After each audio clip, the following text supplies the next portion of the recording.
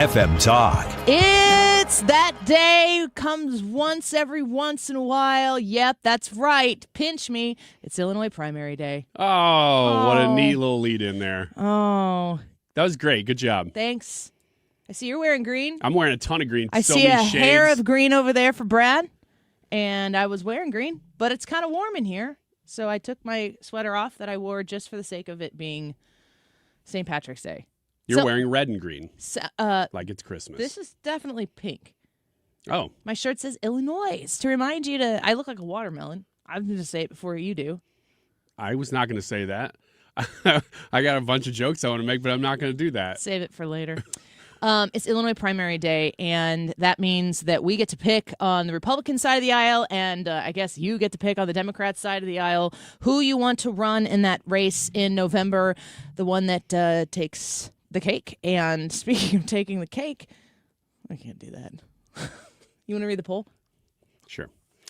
The poll is, can JB Pritzker be bitten? No. Beaten in the November governor's election. Yes.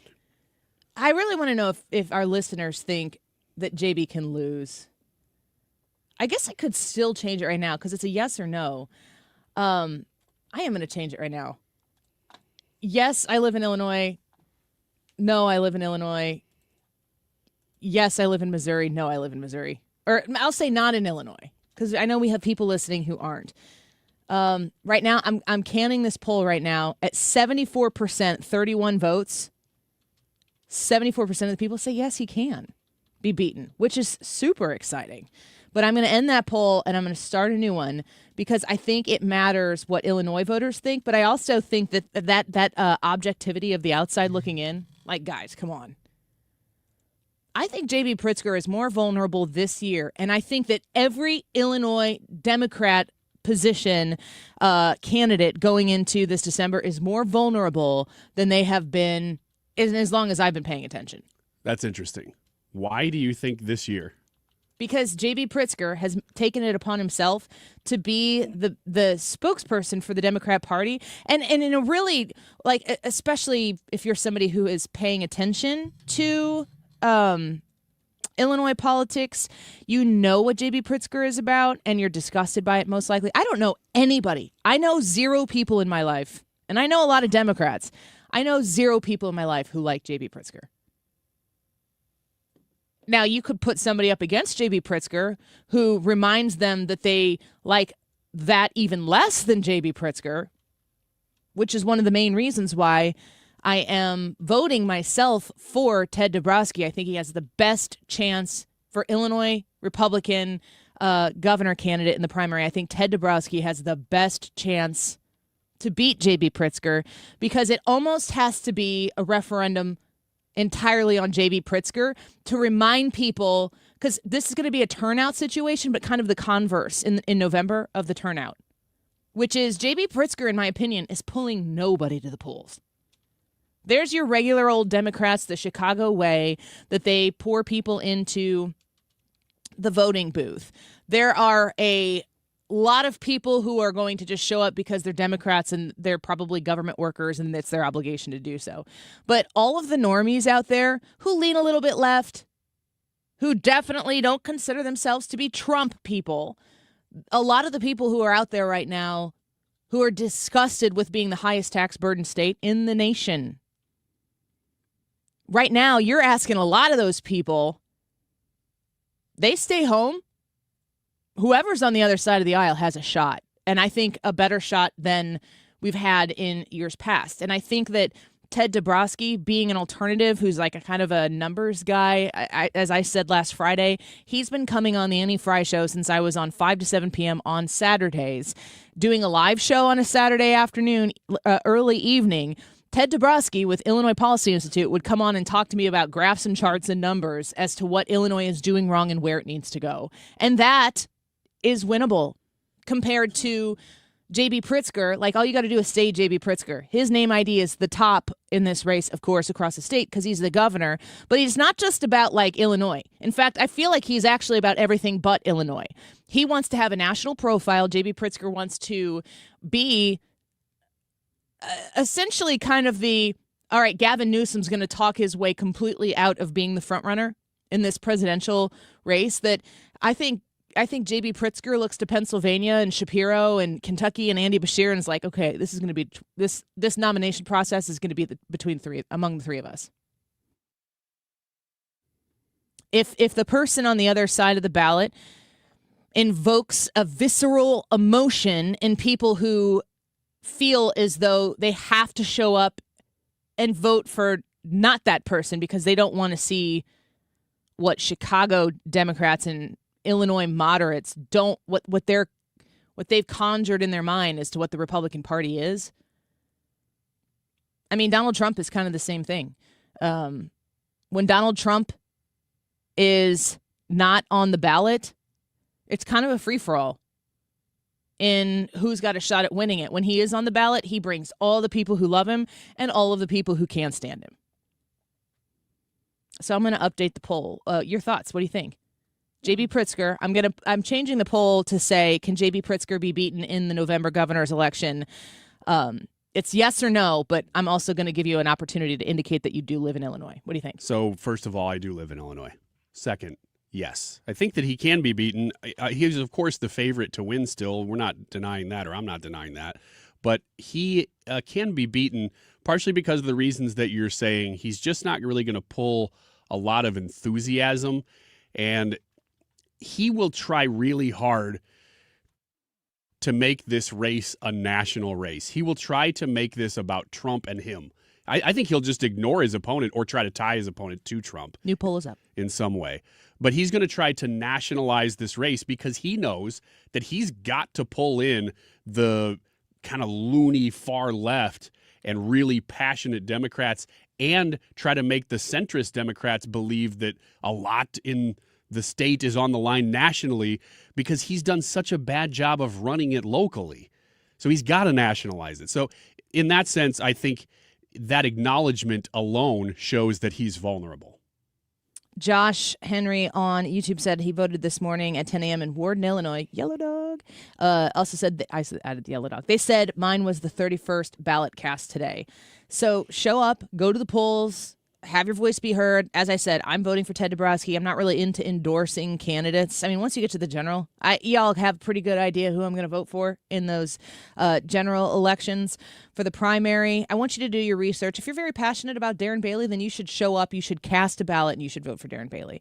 If Darren Bailey wins the primary and he's up against JB Pritzker, I'm absolutely going to be behind Darren Bailey and give him my support because I want JB Pritzker to lose. Ted Dabrowski, I believe, gives us the best shot. And boy, if you show up, there'll probably be thousands. There might be 4-figure, 5-figure vote totals. Your vote matters a whole lot today in the state of Illinois. So show up. Do you think, Brad, that in Illinois that the Democrat Party might be complacent at this point in time? Like maybe we can strike while the iron's hot because people are less enchanted by the Democrats and maybe the Democrat Party feels a little too comfy in all of their super majorities. Absolutely. I think that they think that Illinois is theirs and they basically can just dictate what they want to do. I mean, their arrogance in the way that they operate in the General Assembly shows that they think that there's no accountability for them, that they've got this thing on lock. Nobody's worried about it. But I do think that we can catch them lacking. We can catch them sleeping. And actually, I don't think the people of Illinois are very happy with the way the state has gone. They may not like Trump, but that doesn't mean that they like being abused by their government. So they may come out and vote for a Republican. So I would be a yes on this poll. So get on there to the Annie Fry YouTube channel. I would love to have a flood of text today. It is Illinois Primary Day. We want to remind you all day to show up and vote. Please, Annie Fry Show audience, flood those polls and be heard. I trust every one of you, whatever side of the aisle you're on, to make good, smart decisions and have your primary candidate, give them your support. Today's the day you can do it. It's the last day you can do it. I could have been saying this for the last 40 days. It's a different problem. I want to get to a comment here real quick in the YouTube chat from Wichita. The Trump intel official resigning because the Iran war reasoning was BS is a news story. You harped yesterday about how this war is benefiting your children. Why not call balls and strikes? Wichita, I've been talking now on the show for about 10 minutes, and it's a 3-hour show. So stay tuned. Maybe we'll cover that a little bit more. But I will tell you this, that Kent was not in any of the briefings that were taking place where Kent said, and he was an appointee to help counterterrorism, worked under Tulsi Gabbard. It's Joe, right? Joe Kent. Mm-hmm. He said that there was no imminent threat, and so therefore he can't support the war in Iran. I will remind you, I pay a lot of attention. I'm like 95% sure that guy's first name is Joe Kent. He was not in the intelligence briefings to understand what kind of threats would and would not exist. I think the president of the United States is the person who, as the commander-in-chief, gets all of the intelligence and has to make these decisions.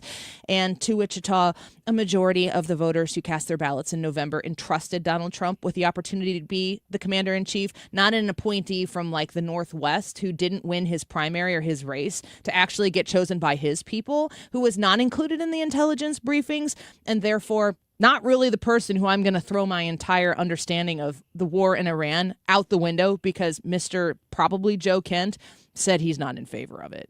But we could talk more about that later if you so choose.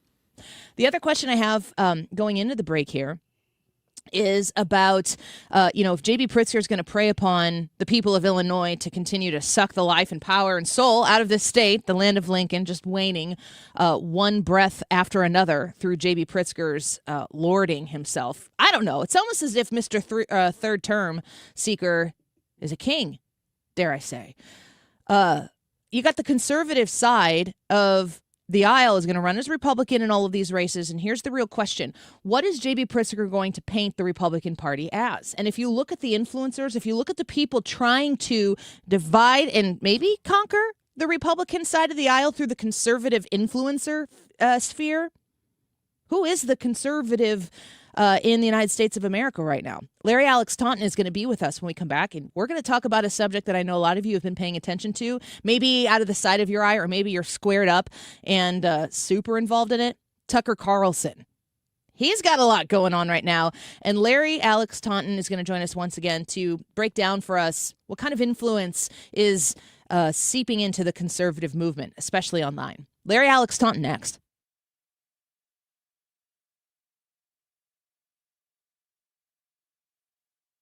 Hi, I'm Bob Kershaw with Retirement Advisory Group. Hi, I'm Tammy Kershaw. When we meet our clients for the first time, they have built up a lifetime of savings. Their question is, what can we do with this money so we can live comfortably the rest of our lives? First, we develop a strategy to protect your nest egg from any market losses. Then, we build your own personalized structured income plan that will generate you an income the rest of your life. We put you in control of your money. You've earned it, and it's our job to make sure you enjoy it. Let our team show you how you can have the retirement of your dreams. Call us now at 314-993-9494 for a no-cost, no-obligation retirement review. You will also get a copy of our latest edition book, Your Key to a Worry-Free Retirement. We've been helping retirees and pre-retirees retire with confidence for 40 years. Call us now at 314-993-9494 or go online at retirementkey.com. That's retirementkey.com. License number GL250000615. Hey, it's good to see you.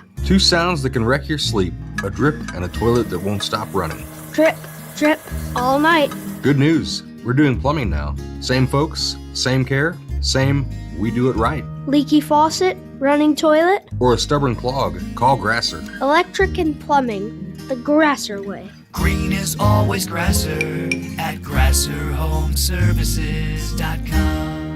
Men. Need a clinic that accepts all insurance, including Medicare? U.S. Men's Medical Center in St. Peters does. U.S. Men's helps men experiencing loss of energy, focus, concentration, and low libido. And they accept all insurance, even Medicare, for testosterone replacement therapy. Patients love the staff and the fact that, yes, I'm going to say it again, they accept all insurance, including Medicare. Feel better? Call U.S. Men's Medical Center at 636-244-5333. This is is Congressman Bob Onder. Tax season is here, and Missouri families are already seeing the real impact of the Working Families Tax Cut Act. House Republicans are delivering real results for hardworking Missourians. According to the Council of Economic Advisors, the bill is projected to raise wages in Missouri by about $3,000 to $6,000 over the next 4 years. That's more money for groceries, gas, and greater security for your family's future. In Congress, I'm working to protect working families, strengthen our economy, and ensure you are keeping more of your hard-earned money. Paid for by official funds authorized by the House of Representatives.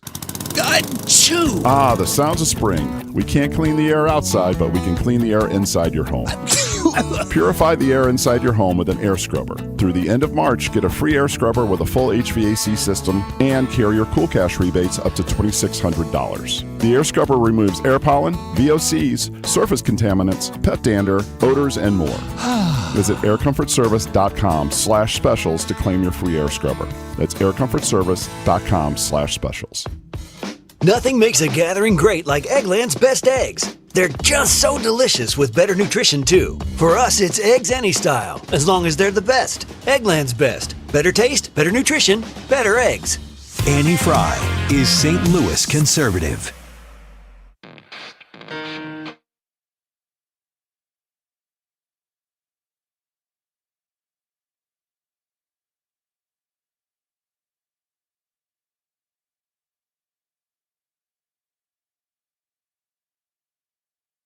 Today, I found out that the CIA is preparing some kind of criminal referral against me, a crime report to the Department of Justice on the basis of a supposed crime I committed. What's that crime? Well, talking to people in Iran before the war.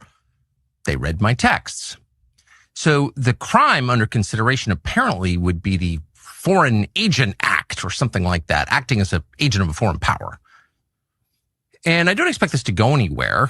I'm not too worried about an actual criminal case against me for a bunch of reasons. One, I'm not an agent of a foreign power. Unlike a lot of people commenting on U.S. politics and global affairs, I have only one loyalty, and that's the United States, and have never acted against it.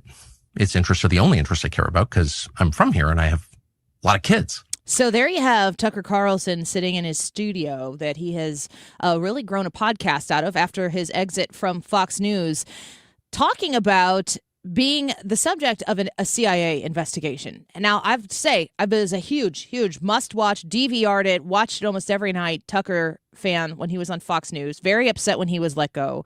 Supported him as soon as he started his initial podcast, empire, whatever it might be. But have just been kind of like squinting my eyes and trying to see through the fog to make sense of what's been happening ever since. And Larry Alex Taunton joins us now. He's the host of Ideas Have Consequences, a must-subscribe on YouTube. Larry, I am always grateful when I see that you're talking about this because I'm like, okay, everybody quiet, sit down, I have to listen.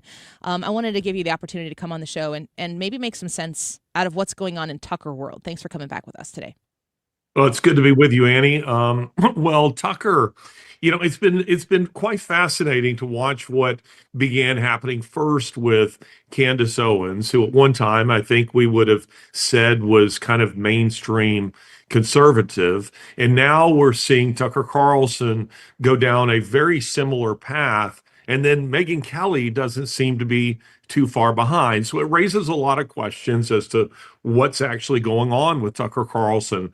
My own opinion, and I say this not having had any conversations with Tucker Carlson, but simply trying to read the tea leaves as to what's going on here, is that Tucker, there's an interesting comment that was made some years ago by a historian who said this. He said that man is never so dangerous as when he can identify a personal grievance with a matter of principle. And I think that what you're seeing with Candace and with Tucker is that these are people who are hiding their personal grievances, whether it's anti-Semitism, whether it's bitterness over being fired by Daily Wire and Fox and things of this nature, and they're hiding it, they're wrapping it, they're shrouding it in principle. And I don't really see any kind of principled objectives here on the part of either of them. And Tucker, I think, is increasing. There's a reason why Tucker Carlson is now one of, or if not the most listened to podcaster in the Arab world. Yeah. In the Arab world. I I always appreciated on Fox News that he would approach things in ways that I felt were different than what everybody else was doing. He wasn't afraid to criticize things that maybe I would have not been critical of, but be able to hear something that isn't just an echo chamber all of the time makes me think a little bit more about where my positions are. So some of the takes that he has had, he went to Russia and he was taking a position at a very tenuous time that the rest of the United States conservative movement really wasn't. But now we see it seems as though it's kind of waterfalled from you've mentioned Tucker and Candace and Megyn Kelly here. But there are a lot of people who seem to be very influential from the right online who are very connected to Arab culture, Arab countries, and very anti-Israel. I'll just say it in that way, in the way that they speak, like it's as if that's their purpose now. Their influence isn't about smaller government, getting rid of fraud in Minnesota and then California, but now it's about making sure that everyone understands we're anti-Israel now. Why would that be?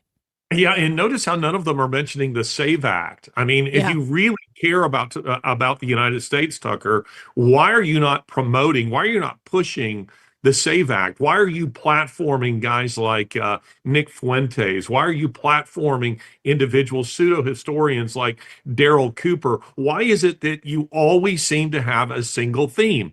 Anti-Israel. What's going on with that?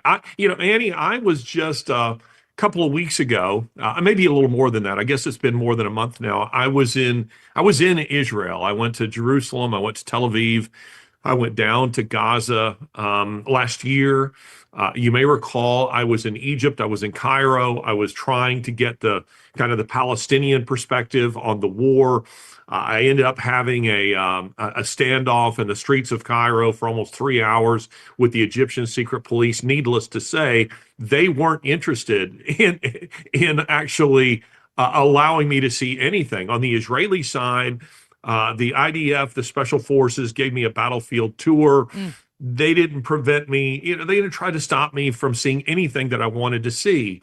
And what I find quite fascinating with all of this, with Tucker and Candace and others, is that, for me, this isn't a great moral dilemma, taking a look at the war here. October 7th of 2023 was an act of war. It wasn't a Charlie Hebdo type of event. It wasn't just a which would be enough, a terrorist attack on an outdoor music festival where some people were killed and some atrocities were committed and some hostages were taken.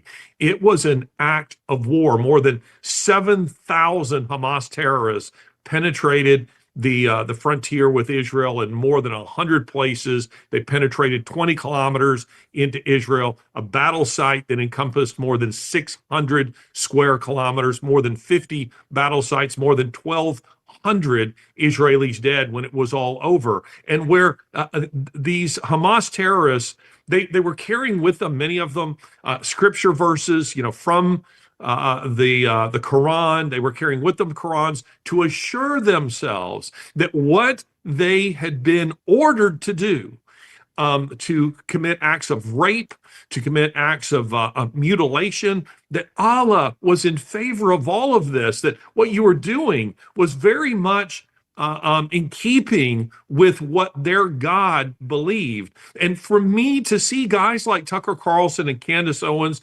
pretending as though this didn't actually happen, and calling it false flag, calling it, as though all this is just simply made up, is to me abhorrent. I mean, it is vile, morally vile, reprehensible kind of stuff. So I think that people be very wise if they listen to them, understanding where they're coming from, and to check, genuinely check the facts of what it is that they're saying. Yeah, and I agree with that entirely. If you want to subscribe to Larry Alex Taunton, go onto YouTube and find Ideas Have Consequences. His podcast is a must listen to, a must watch. There's one name that kind of rolls around in my head when I'm trying to make sense. I don't mind if people think differently. I don't mind if people have different perspectives, especially if they can present them in an intellectual way where maybe I'm like, okay, I understand what you're coming from, but I still wouldn't agree on said policy. It feels as though Charlie Kirk was the person who had all of these people in the same camp, like one arm over here, and was able to keep everything together. And that in his absence, it just feels as though it's a free-for-all. That I don't know if they're fighting for to fill the Charlie Kirk space, or if with Charlie Kirk being out of the way at this point, that they can now make a whole point of their individual niche in politics or persuasion and foreign policy. Is there a starting point for you where you feel like this really started to go off the rails for some of these conservative influencers? It's a great question, Annie.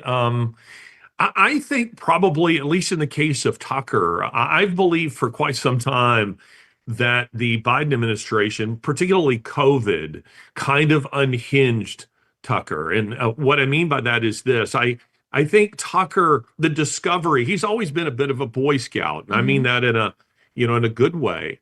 He always you spoke of his monologues, and when he was on Fox News. Tucker Carlson's appeal when he was genuinely representing a conservative perspective was that he was kind of the Jimmy Stewart of a conservative news commentary. He was just kind of the everyman, brought common sense to the topics.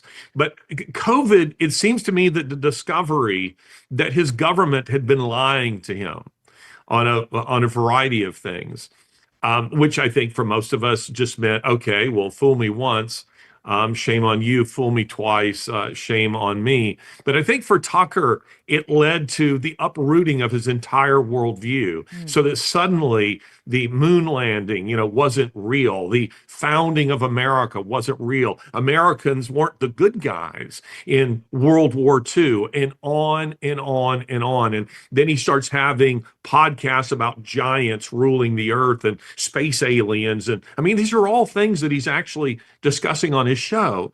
I think that Tucker never really had an authentic conservative worldview that was rooted in anything meaningful. And the result of that is, or anchored in anything meaningful. And the result of that is he's become all sail, no anchor. He's just all over the place. Yeah. Larry Alex Taunton speaking with us right now. One of the anchors used to be, this is kind of left us now that President Trump can't run for re-election. One of the anchors was, we had to coalesce around this one person who gave us this one shot to, especially in 2024, get us back to where we need to be, away from the Biden years and the deception and the fraud that has taken place and grown exponentially under those 4 years. Donald Trump doesn't seem to have that same sort of anchor point for the conservative movement right now. Is there no anchor point for the conservative movement, and have we officially been divided and segregated to move in our own directions?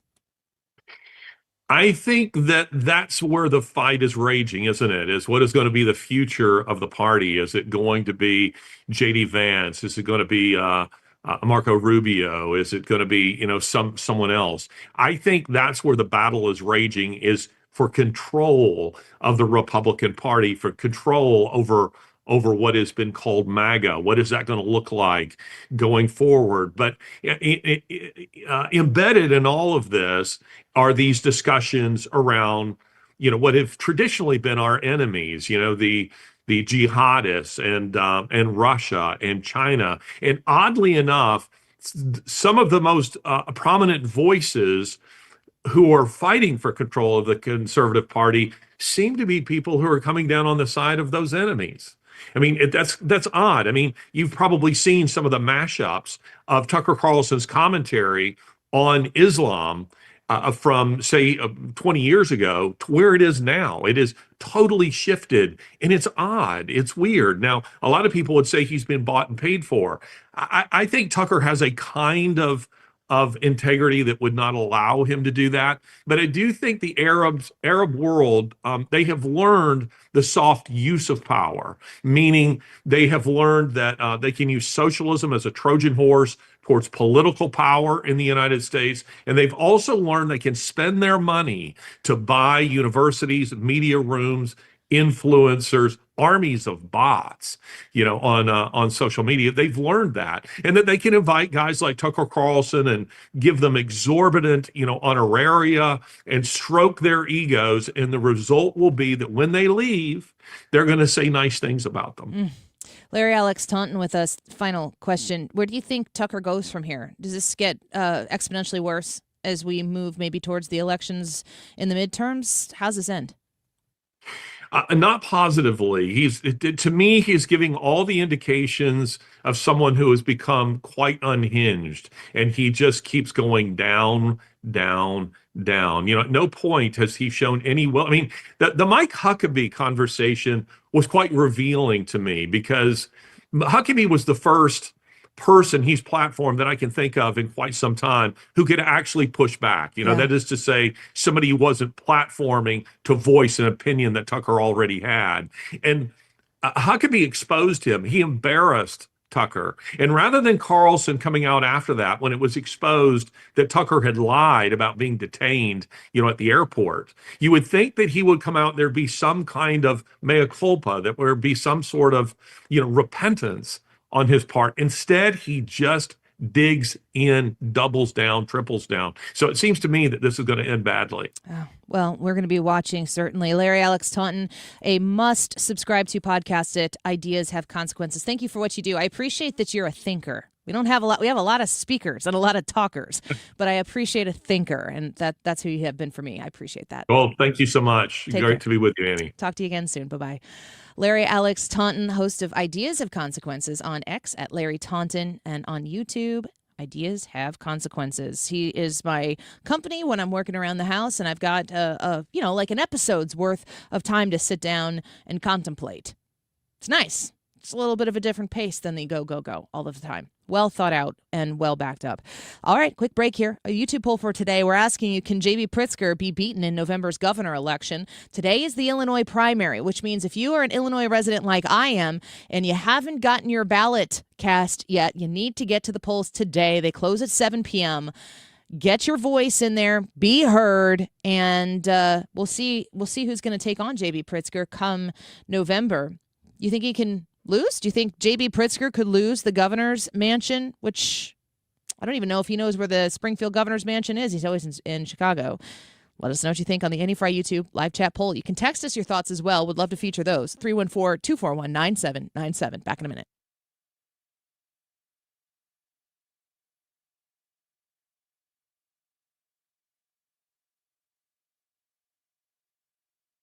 Point Pest Control, point with an E, pointpestcontrol.com. Have you called them yet? I hope so. If not, here's a reminder of the phone number. And don't forget to mention my name when you give them a call, because you're going to save an extra 10% just for throwing the name Annie out there. 636-798-0023. 636-798-0023. Spider season, gross, nasty. Don't want them in my house. That's why Point Pest Control is in my house. Quarterly.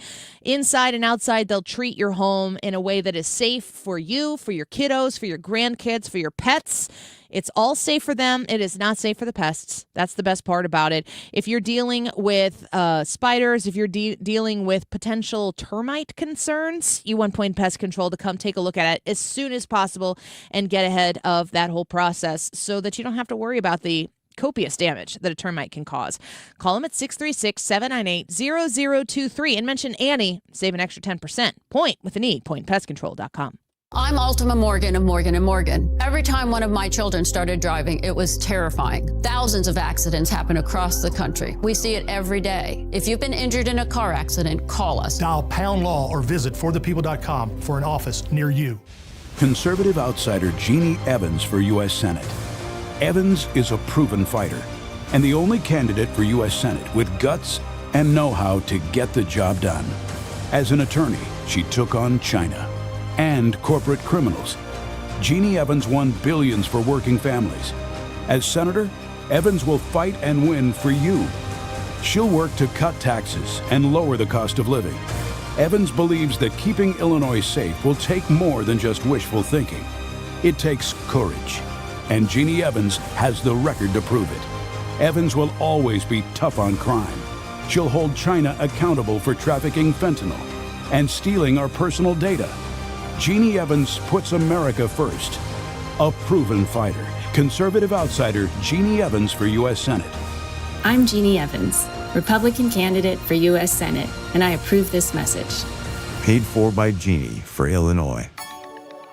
What if every time you spent money, you saved money too? With Achieve It Checking from Together Credit Union, you can do just that. Every debit card purchase is rounded up to the nearest dollar, and the spare change goes right into your savings. And here's the best part. Together Credit Union boosts your progress by matching qualifying savings, up to $8 a month. It's a free checking account that helps you achieve more automatically.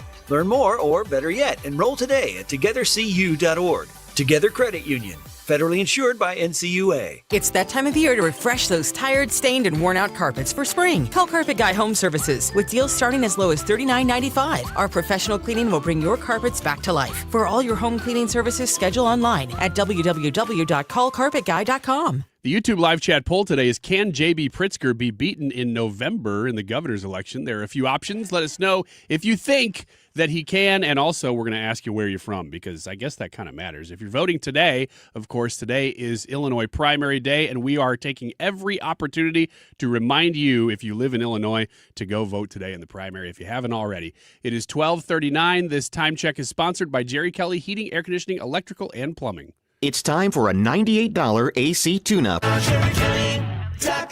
For details and a list of all station contest rules, visit www.971talk.com/rules. Still leading 97.1 FM Talk, St. Louis Conservative.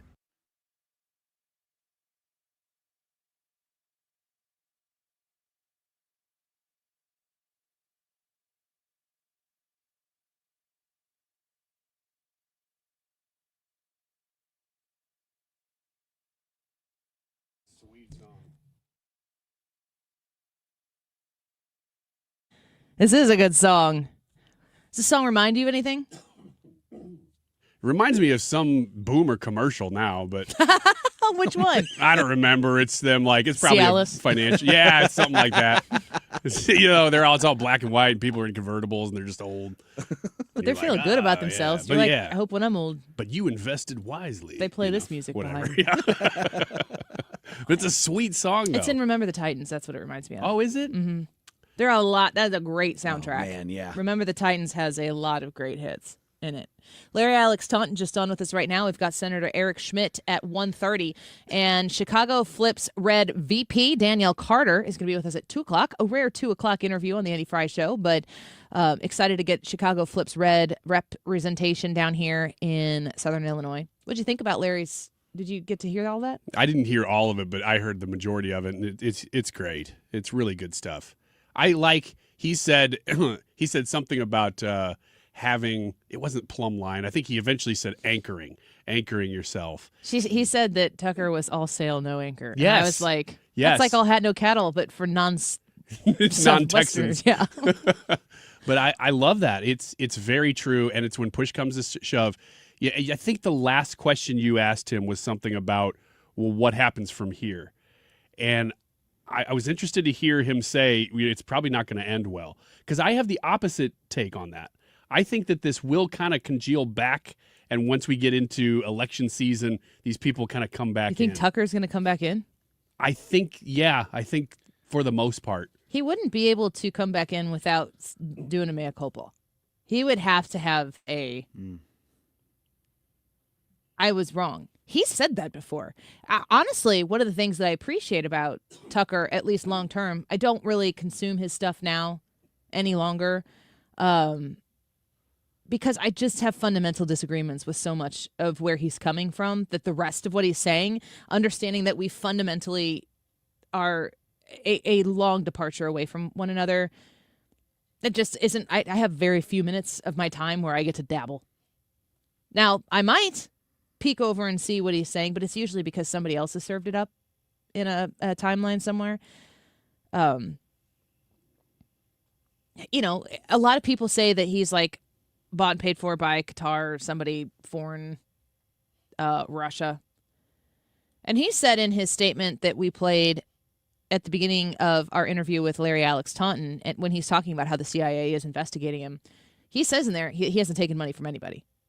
Now, I would think that would be easily provably right or wrong. So it would be kind of I don't think that, of all of the things that he may or may not be, I do not think he's ignorant. I think he's probably more brilliant than maybe sometimes he knows what to do with.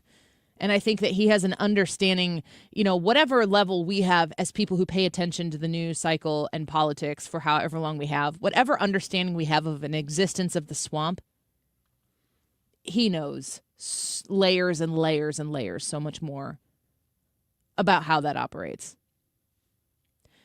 I just don't understand. I'll tell you the thing about Tucker that personally frustrates me the most, and this is super personal. I subscribed to his thing, his TuckerCarlson.com, whatever it was, when it first came out, because I really was I was sad at 7 o'clock every night when Tucker's show was supposed to be on and it wasn't. Now, I watch Jesse Waters and I don't miss Jesse Waters, so I adapted. People always do. I signed up. I have a Tucker Carlson. I think it's Tucker on Twitter or whatever it was at first, because Elon Musk is really the one who gave him that platform. It was at the end of 2025. My, I guess, annual subscription that I had purchased came up due, and it hit my account. It was like $75 for an annual subscription. And I didn't know that I was signed up for an auto renew for an annual subscription for it. I was sitting on the couch when I got the email notification that my subscription had just been renewed. I reached out to him immediately and said, I do not want to renew this subscription. I don't utilize this stuff, and I didn't put it in there. I wasn't rude or anything about it, but I don't agree. I don't really want to give him 70, like it's going to make or break his bank. I don't really want to give him 75 of my dollars, because at this point in time, I'd rather put those $75 somewhere else. I emailed them back within minutes of my subscription renewing, and they were like, tough cookies, lady. Zero interest. They're like, we have a strongly written in our terms of service, no refund policy. You can cancel it now and it won't renew next December. And it was like pound sand. And I was like, Tucker needs my $75? Maybe a lady emailing me needed my $75. But I just thought, that's not really the way. What they could have done is said, you know what, we appreciate the time that you've supported this. We'd like you to stay.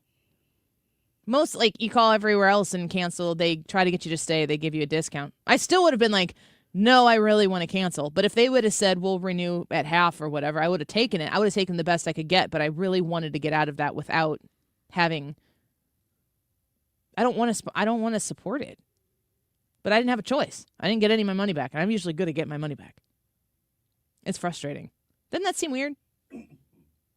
Yeah, it just seems weird that they wouldn't try to keep you. Because what they were doing was saying, we got you for a year, that's all we need, and goodbye. Yeah. They weren't trying to foster a relationship with you long term. I mean, that's just brand awareness. Well, what they're assuming is that the best shot they have is keeping my money. I forget to cancel the auto renew. Yeah. And they'll probably get it again. We'll have the same conversation. I had canceled the auto renew before I had contacted them. I'm like, I got that, and I documented it just to make sure. I don't know. We could do a Tucker Carlson poll one time. We did a Candace Owens question mark poll one time. Remember that? Yeah. We did. You know what? Brad and I think there was a day you were gone that we did a Tucker Carlson poll. Oh, well, I there you can't go. remember what was it was Tucker. But Let's find out the results, and we'll dip back into it when we come back a little bit later.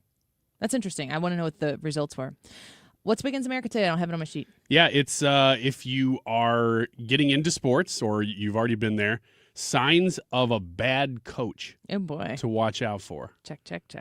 All right. Wiggins America next on the Annie Fry Show. Don't go away.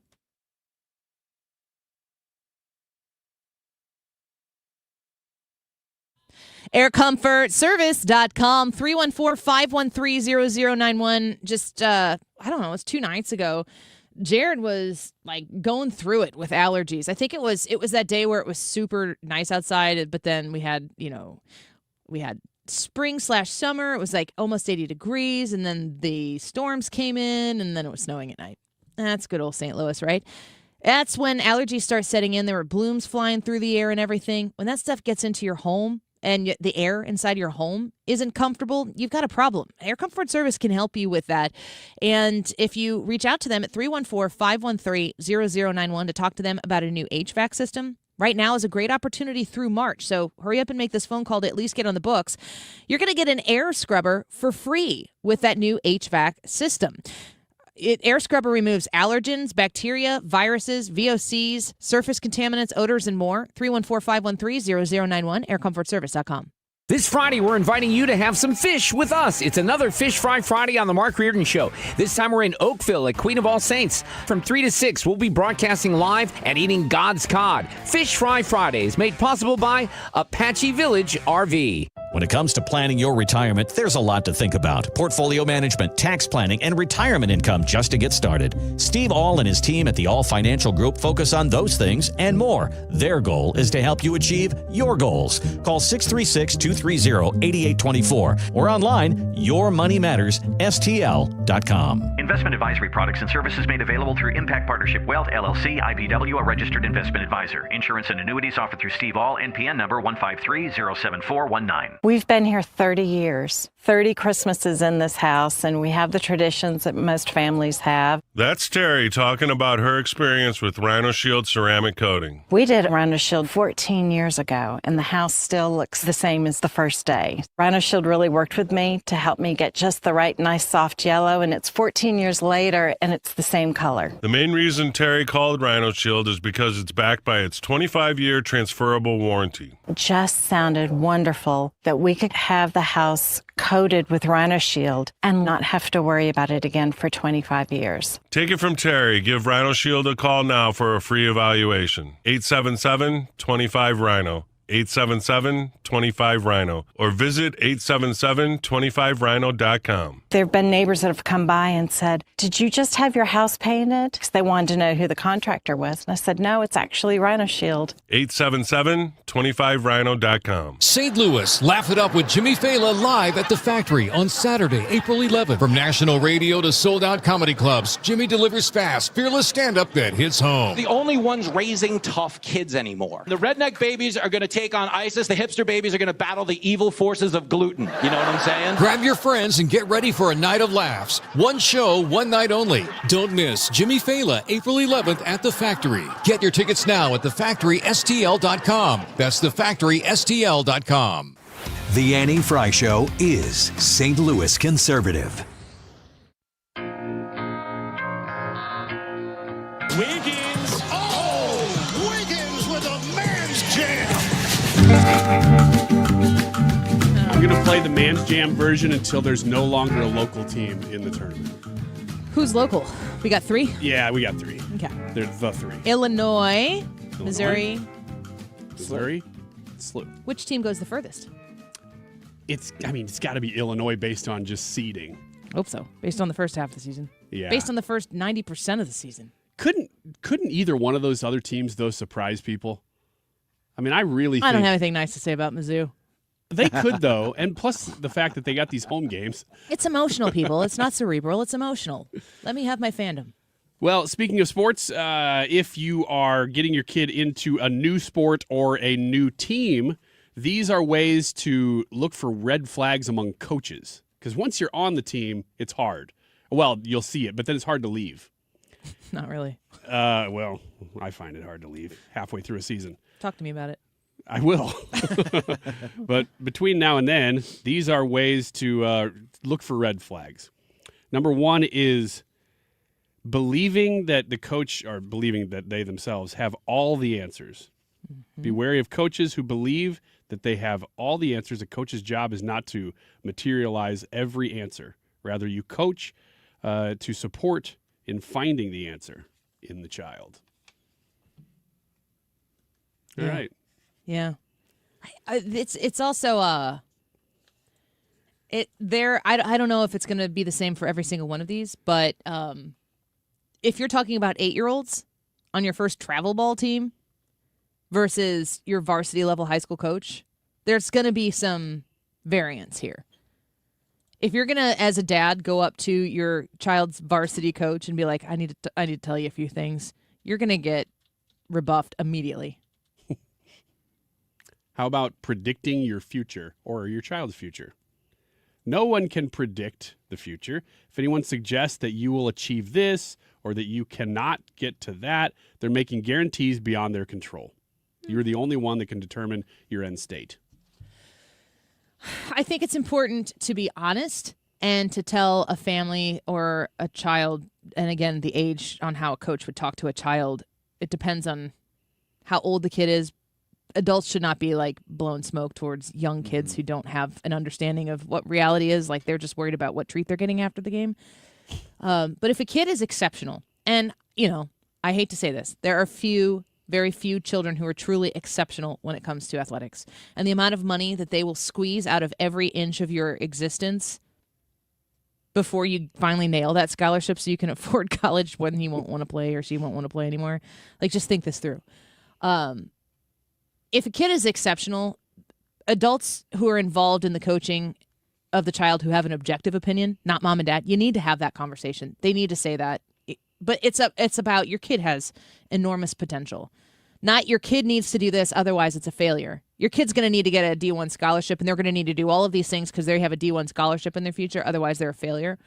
But I will also say in the converse, there is a point where coaches at a higher level, especially when you get towards the high school age after 8th grade, where you need to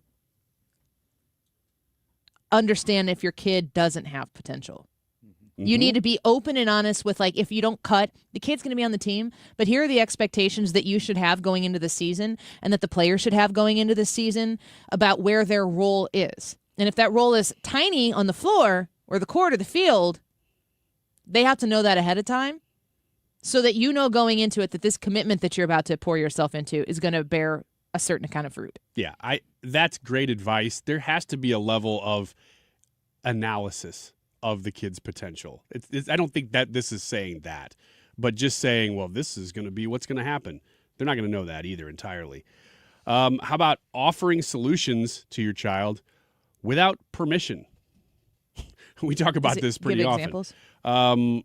Let's see. Unwarranted or unsolicited advice. Coaching gives you the chance to engage in deep thinking if you do it right, but coaches can become stuck and offer the same advice over and over. And I think really they're just saying if you are disagreeing with that advice and the coach continues to give it anyway, you're going to have a discussion about it. I had a grade school basketball coach who'd stand up and just go, Annie, and then he'd put his hands out in front of him and he'd go, why? I'm like, I need more info.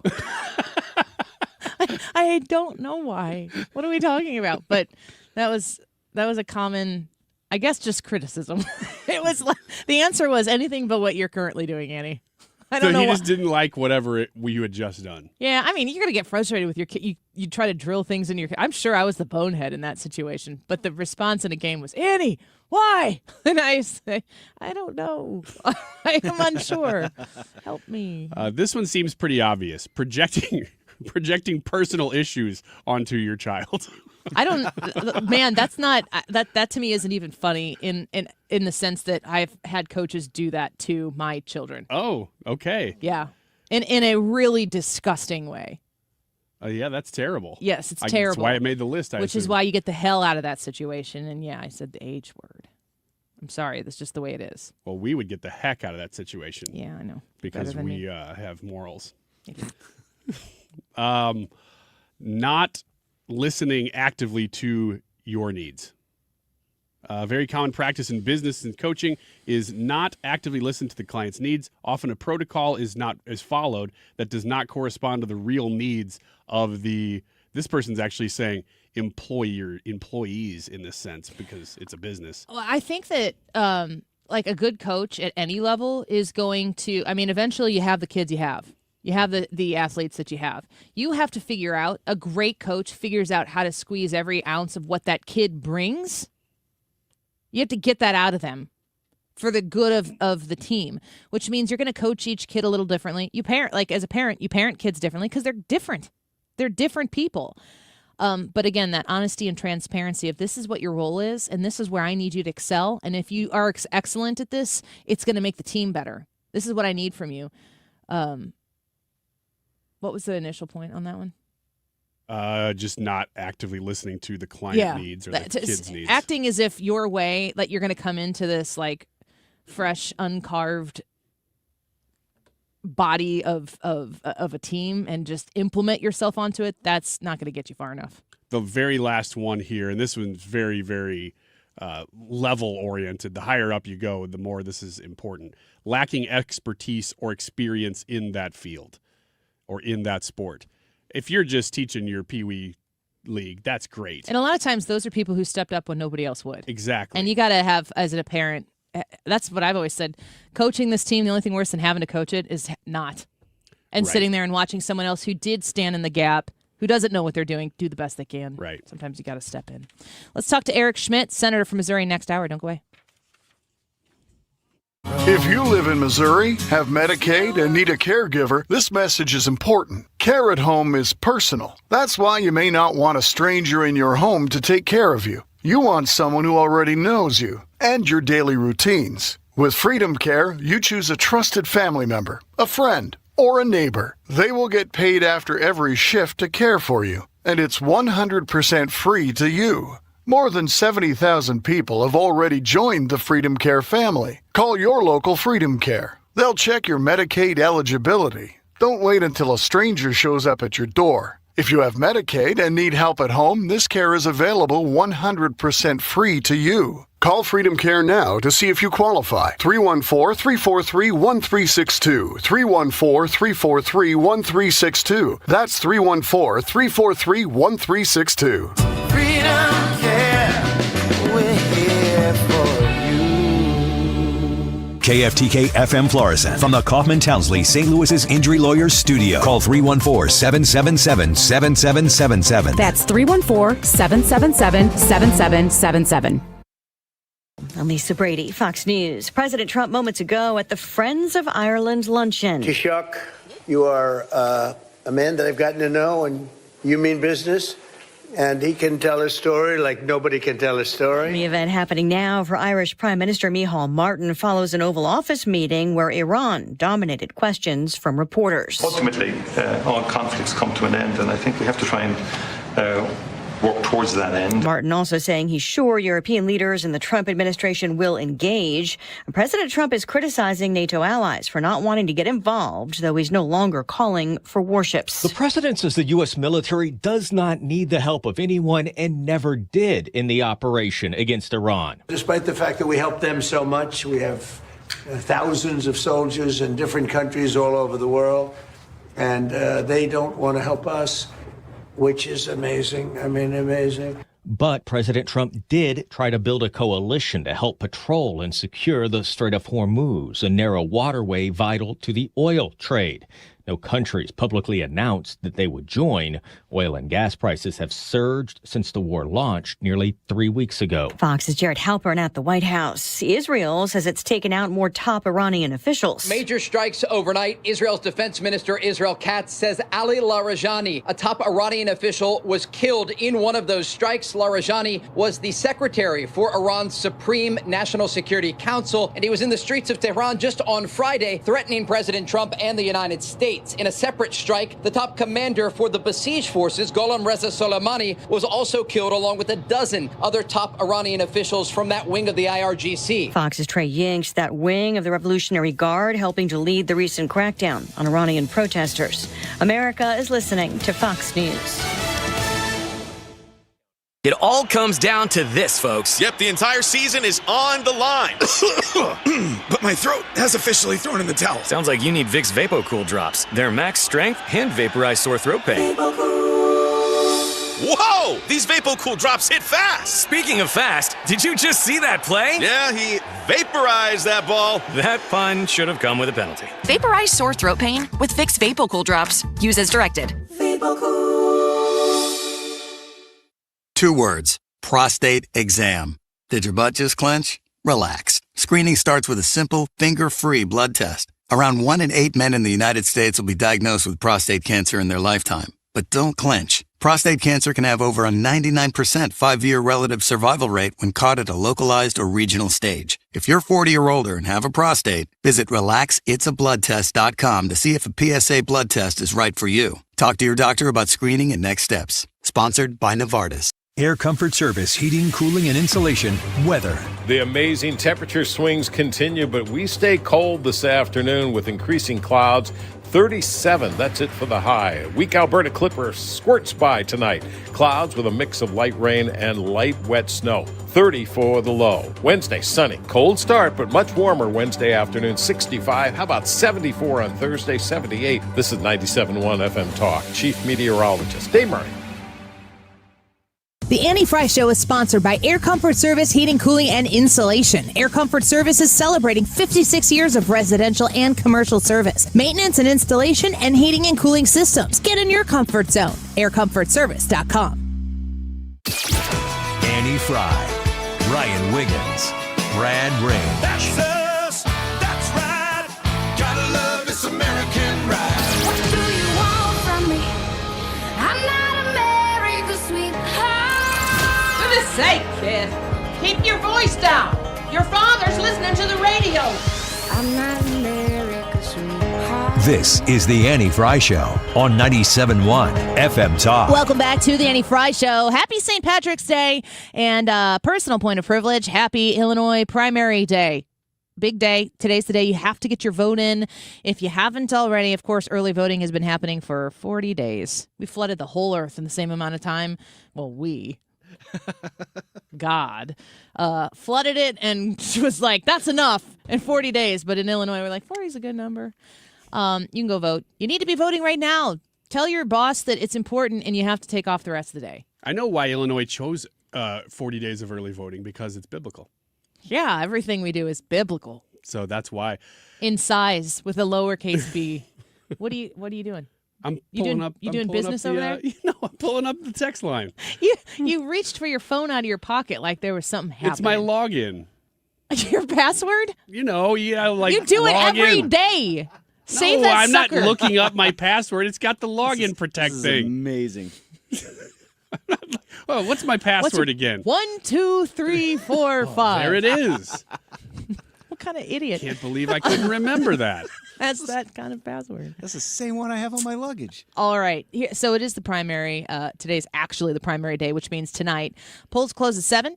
We've got Chicago Flips Red coming on with us at 2:05. It was going to be Danielle Carter of Chicago Flips Red. She's the VP, but I think they're all coming on right now, which is exciting. So you're going to want to tune in for that and hear what they have to say. Not sure what's going on there, but they've got some news that they might be reporting with us.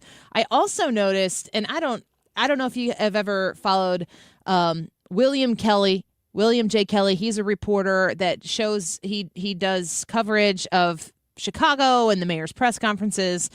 I think that he's the Acosta Trump to Mayor Brandon Johnson. If Mayor Brandon Johnson sees William Kelly's face, his mood is immediately dashed. Okay. Which makes me love him.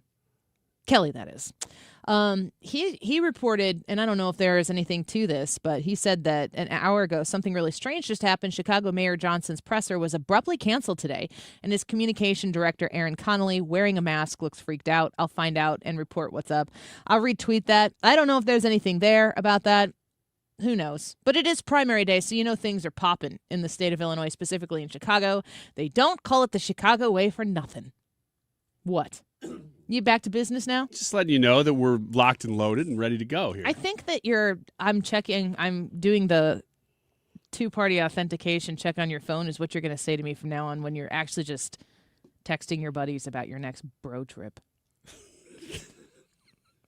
Just like Ethan and his buddies, they just text about Steve Templeton all day.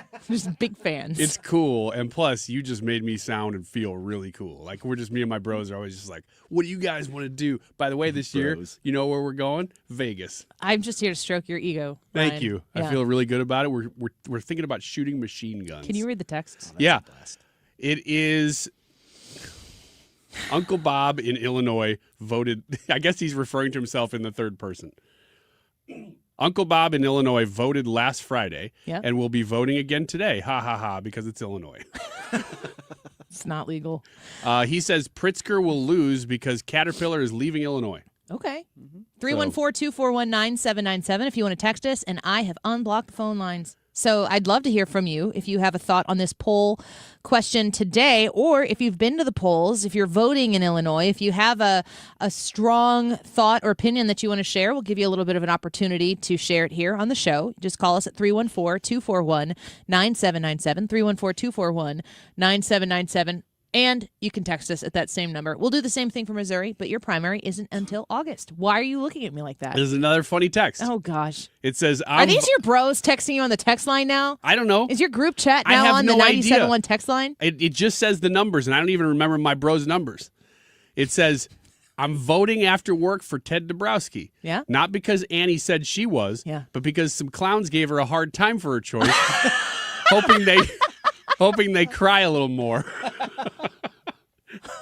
Do I know who sent that text?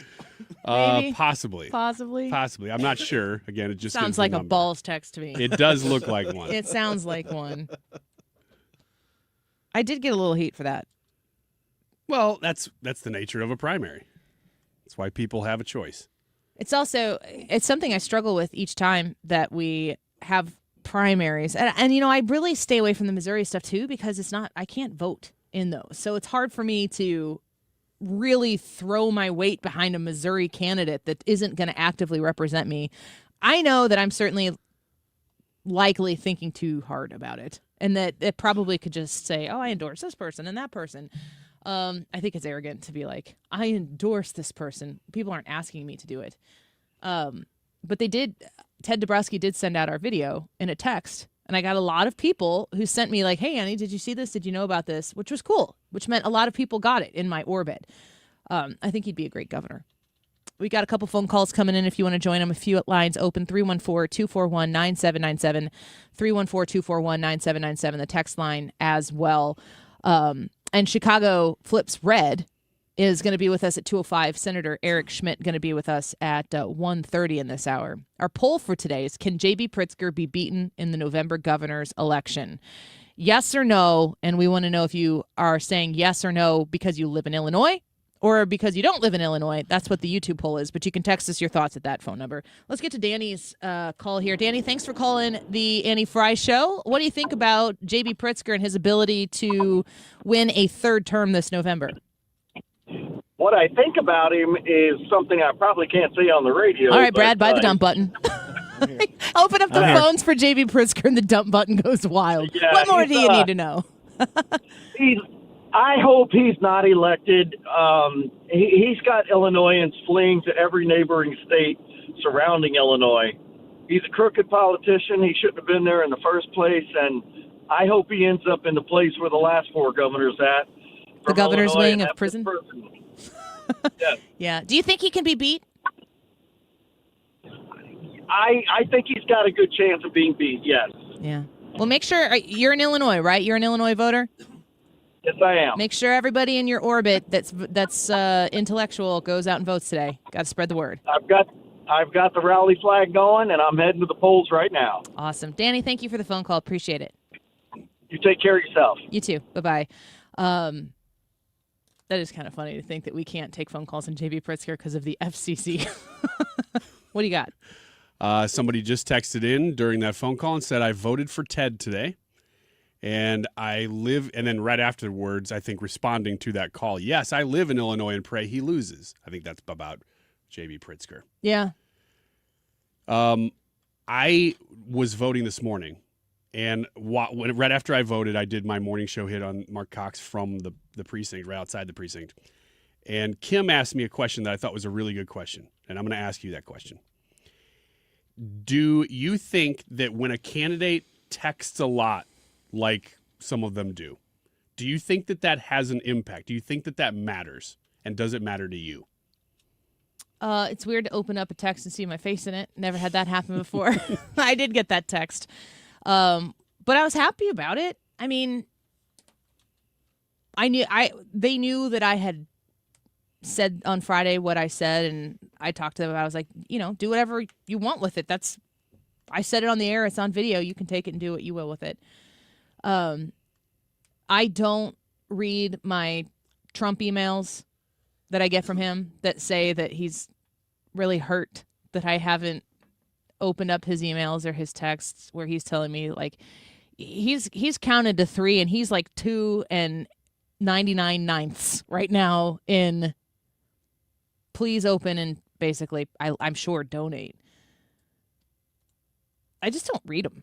It's just, to me, like mailers. Listen, I know that you can't not do mailers. I know you have to do mailers because if the opposition is doing mailers and they're out there saying nasty things, you almost have to like wash that space out. Do you ever look at a mailer? And first of all, I don't look at them. Second of all, but I also feel like maybe my understanding of the candidates, like if I didn't know anything about them, maybe that would be different. Maybe. Do you ever look at a mailer and change your opinion on somebody? Yes. In what way? Negatively? Positively? Yeah, that can happen, I guess, negatively. But more importantly, it's in really small races that are so little that they might be races that I'm voting in that you're not, even though we don't live that far away. I mean, we're talking little bitty ones. It's usually somebody who I trust or an organization that I trust that has endorsed this person over somebody else in that same race that does matter to me. But that's about the only time. Do you get a mailer about somebody who's running and it's like a smear ad? Do you believe those things? Not really. The smear ads don't work too much. So, like, there's the black and white ad that you get. Those are hit jobs. And then there's an overly saturated, there's a golden retriever and a combine. Because we're in Illinois. That's how you, Southern Illinois. Yeah. And a red farm barn. Oh, it's beautiful. Yeah. You're like, I want to be there. Turn the color up on that thing. I want to be with that guy. What's his name? Pritzker? You got my vote. Yeah, he's just a farmer. He's wearing flannel. Put him in some overalls. Those look AI generated. Look at that hat. He looks like an old-timey farmer. I don't know if this picture ever actually really happened. But it's pretty. I'll vote for you. He knows me. I can tell. You take it, you pick it up, and you look at it, and you go, oh. And then you're like, you got my vote. But the answer that I gave to that question is I think that those things do matter. The mailers is a different story. But I want to see somebody who is texting, who is out there doing media, who's knocking on doors. It indicates they have money. Who's working because A, they have money, and B, they're trying. Because some of these candidates who get on the ballot, especially in a state like Illinois or even a hard red state, you go the other way, they get on the ballot in the opposition party just to get their name out there. I don't, that what you just said right there is why I have the policy that I have on this show. And it's specific only to the Illinois primaries. I wouldn't do this really for Missouri. I don't have a ton of people reach out to me for Missouri primary stuff, but I know so little about a lot of the Missouri local primaries that I'm just thinking, like, go to Mark's show. And by Mark, I mean either. And discuss with them there on a primary level. Different if we're past the primary. But there are so many people chasing notoriety, like you said, to get their name ID up. Doesn't matter if they win. They wouldn't know what to do if they won. That in a statewide race in Illinois for the primary, if people want to be on my show, they're going to contact me. They're going to reach out to me. They're going to reach out to Brad, and we're going to figure out how to get them on. I don't really tell people no. I do some vetting to ensure that they're actually running. Like, are you actually going to be on the ballot? But I won't comb out somebody who maybe doesn't have the higher name ID, because I haven't heard of them or whatever. If they're trying, I mean, that was one of my criticisms of Darren Bailey. Like, I don't know what we had him on pretty much right after he announced. Wasn't that right? Yeah, pretty close. They never asked to come back on again. They've dipped out of a lot of debates. The last race that he participated in was against Mike Bost for the congressional seat.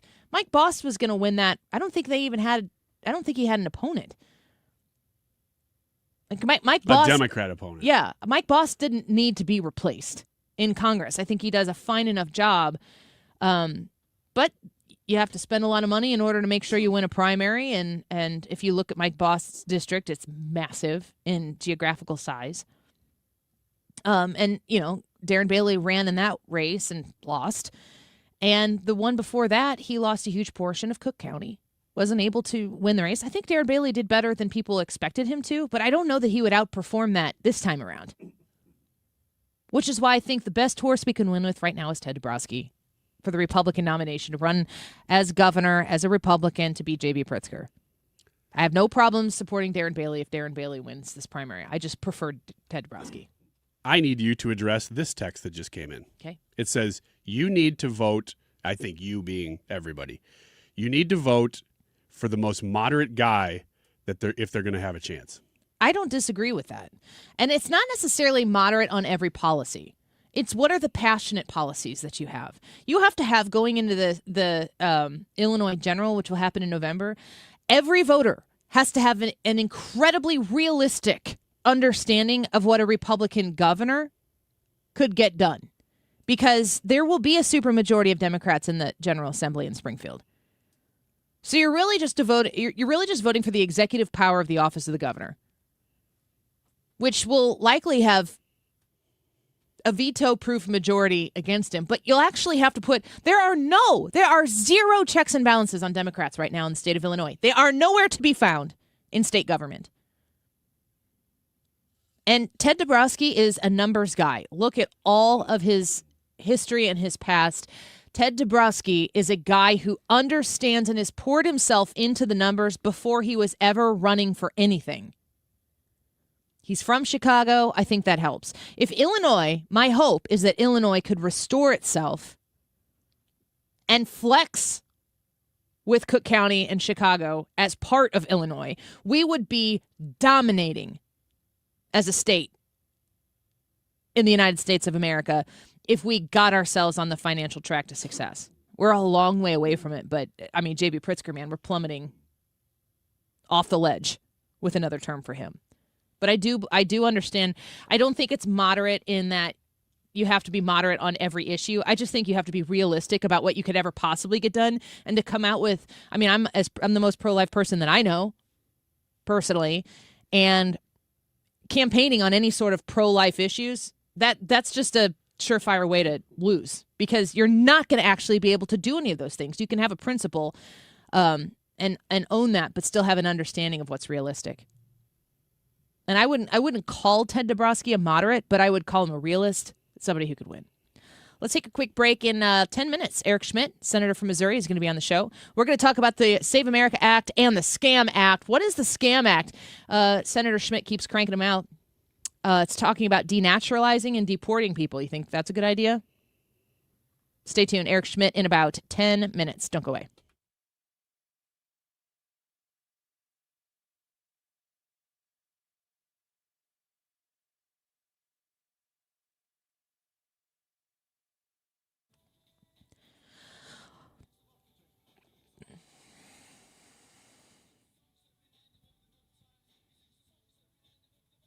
HomeshieldFoundationRepairs.com. Fix that leaky basement once and for all with someone you can trust. I think that matters. You got to have a good guy, a good woman in there, a good team that can solve your problem, that when you decide to sign on with them, you get to have that sigh of relief. Like, it's finally going to be fixed.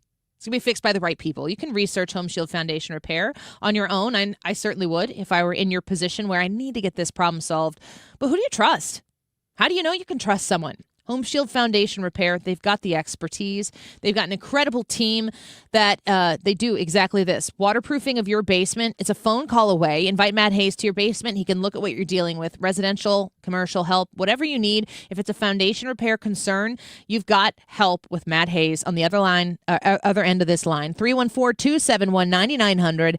Call 314-271-9900. Tell Matt Hayes Annie sent you. You can learn everything you need to know online at HomeshieldFoundationRepairs.com.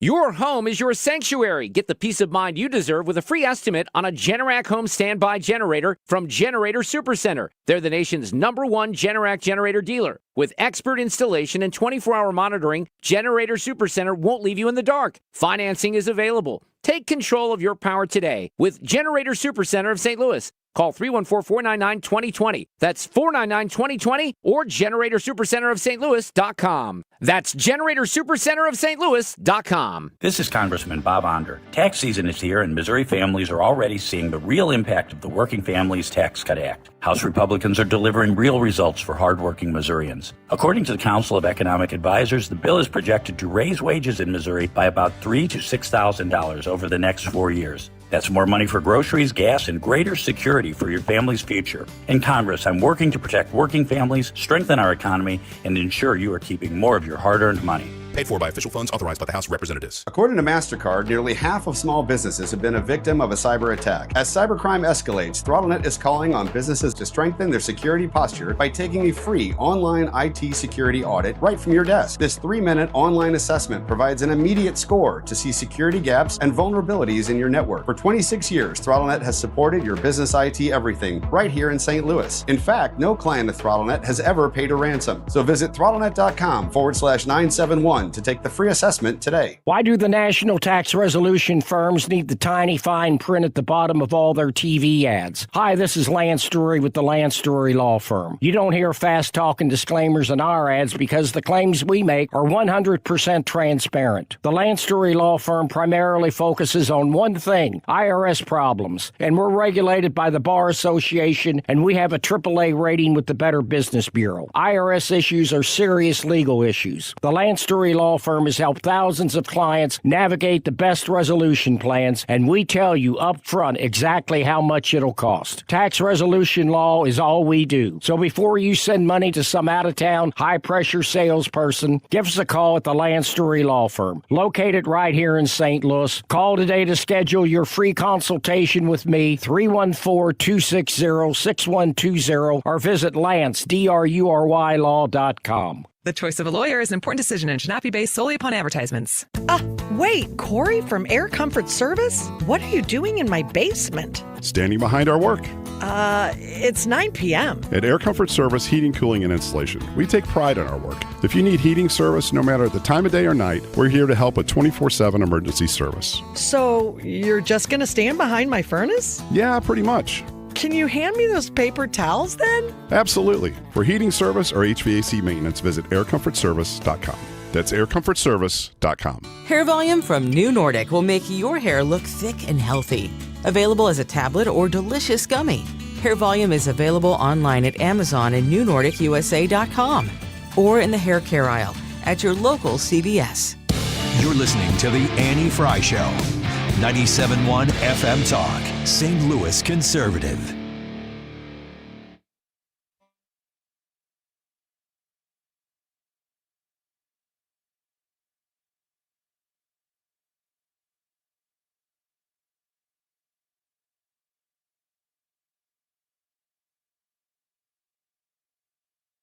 People are. There are tens of thousands of murderers, hundreds of thousands of violent criminals that are in our communities because of Democrat policies. And so we need to make sure DHS is funded. The deportations need to continue. We also need to expand the category, Dana, of people who can be denaturalized and sent home, who are, reforming the legal immigration system, because I've got a bill called the Scam Act that would allow us to do that. So if you've committed acts of terrorism, if you've committed the welfare fraud like we saw in Minneapolis, if you're part of a cartel, if you're engaged in that kind of activity, we can denaturalize you and send you home. Sadly, right now, it's very difficult to do that. It's very rare. And so we need to close the border, which has effectively been done. The deportations need to continue, and we need to open up the process for denaturalization. Senator Eric Schmitt speaking on Fox News about his Scam Act, which I'm very curious about. He's going to join us here in less than 5 minutes to talk about the Scam Act. But all of this fraud, we talk about the national debt or the deficit or the fraudulent spending and all the hard-earned taxes that you've had to pay out to fund what? You keep paying more taxes, it feels like you get less for it. Well, there are a lot of people getting a lot more for it. The amount of people who are here illegally, who are using the system in a way that they get better benefits than any of us do, and we're paying for all of our benefits and all of their benefits. What happens when you bust them? Doesn't it frustrate you that you could find out that someone was defrauding the taxpayer to the tune of which Minneapolis and Minnesota that we've seen now, what we're undercovering in California as well? It's everywhere. It's in the state of Illinois. Isn't it frustrating that after you expose those people, it's like, well, see you tomorrow. And there's nothing that happens next. How is that even possible? That's the most frustrating thing of all. It's also really frustrating that something so blatantly wrong and takes advantage of everybody is partisan. Why would this be partisan? You're getting taken advantage of just the same. It doesn't seem as though it's really as partisan, though, as most things. I think that the exposing and stopping the fraud that we've seen be uncovered in Minnesota specifically, that's an all hands on deck situation where everybody's like, yeah, we should stop that. Well, I hope so. Same. I do hope so. Well, that Scam Act on top of the Save America Act, which I think that they're supposed to be taking some sort of test vote on. I'm not 100% sure, but since we have Senator Eric Schmitt coming up with us in 3 minutes, we'll ask him what kind of movement is happening there. But then we're going to also ask about the Scam Act. We need to get people out of defrauding our election system, out of defrauding the taxpayer dollars. And what happens when we find out that they've been a part of this criminal enterprise? They need to get gone. Gone. Like you said, they're people with terrorist threats are not easy to deport. How is that even possible? How is that even possible? Senator Eric Schmitt next on the Annie Fry Show. Don't go away.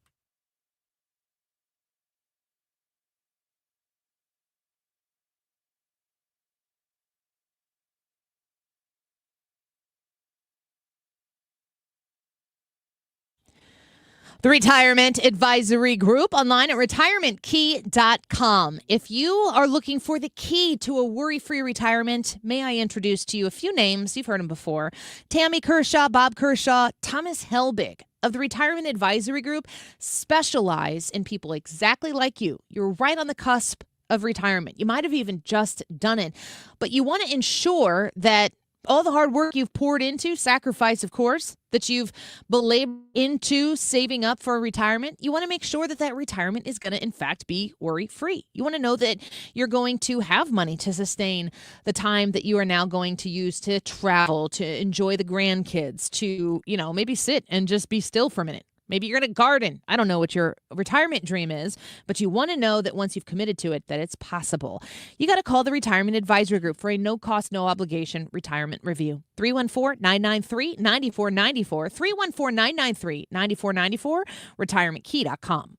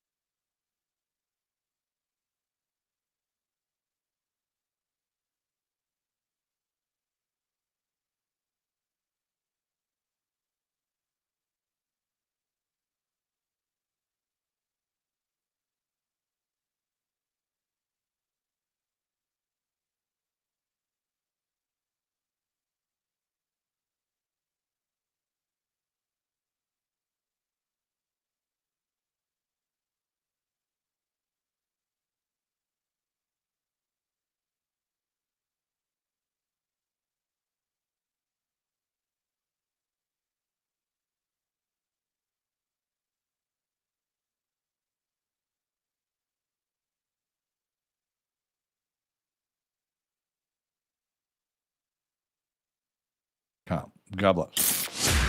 From the gateway to the airwaves. 97.1 FM Talk. St. Louis Conservative.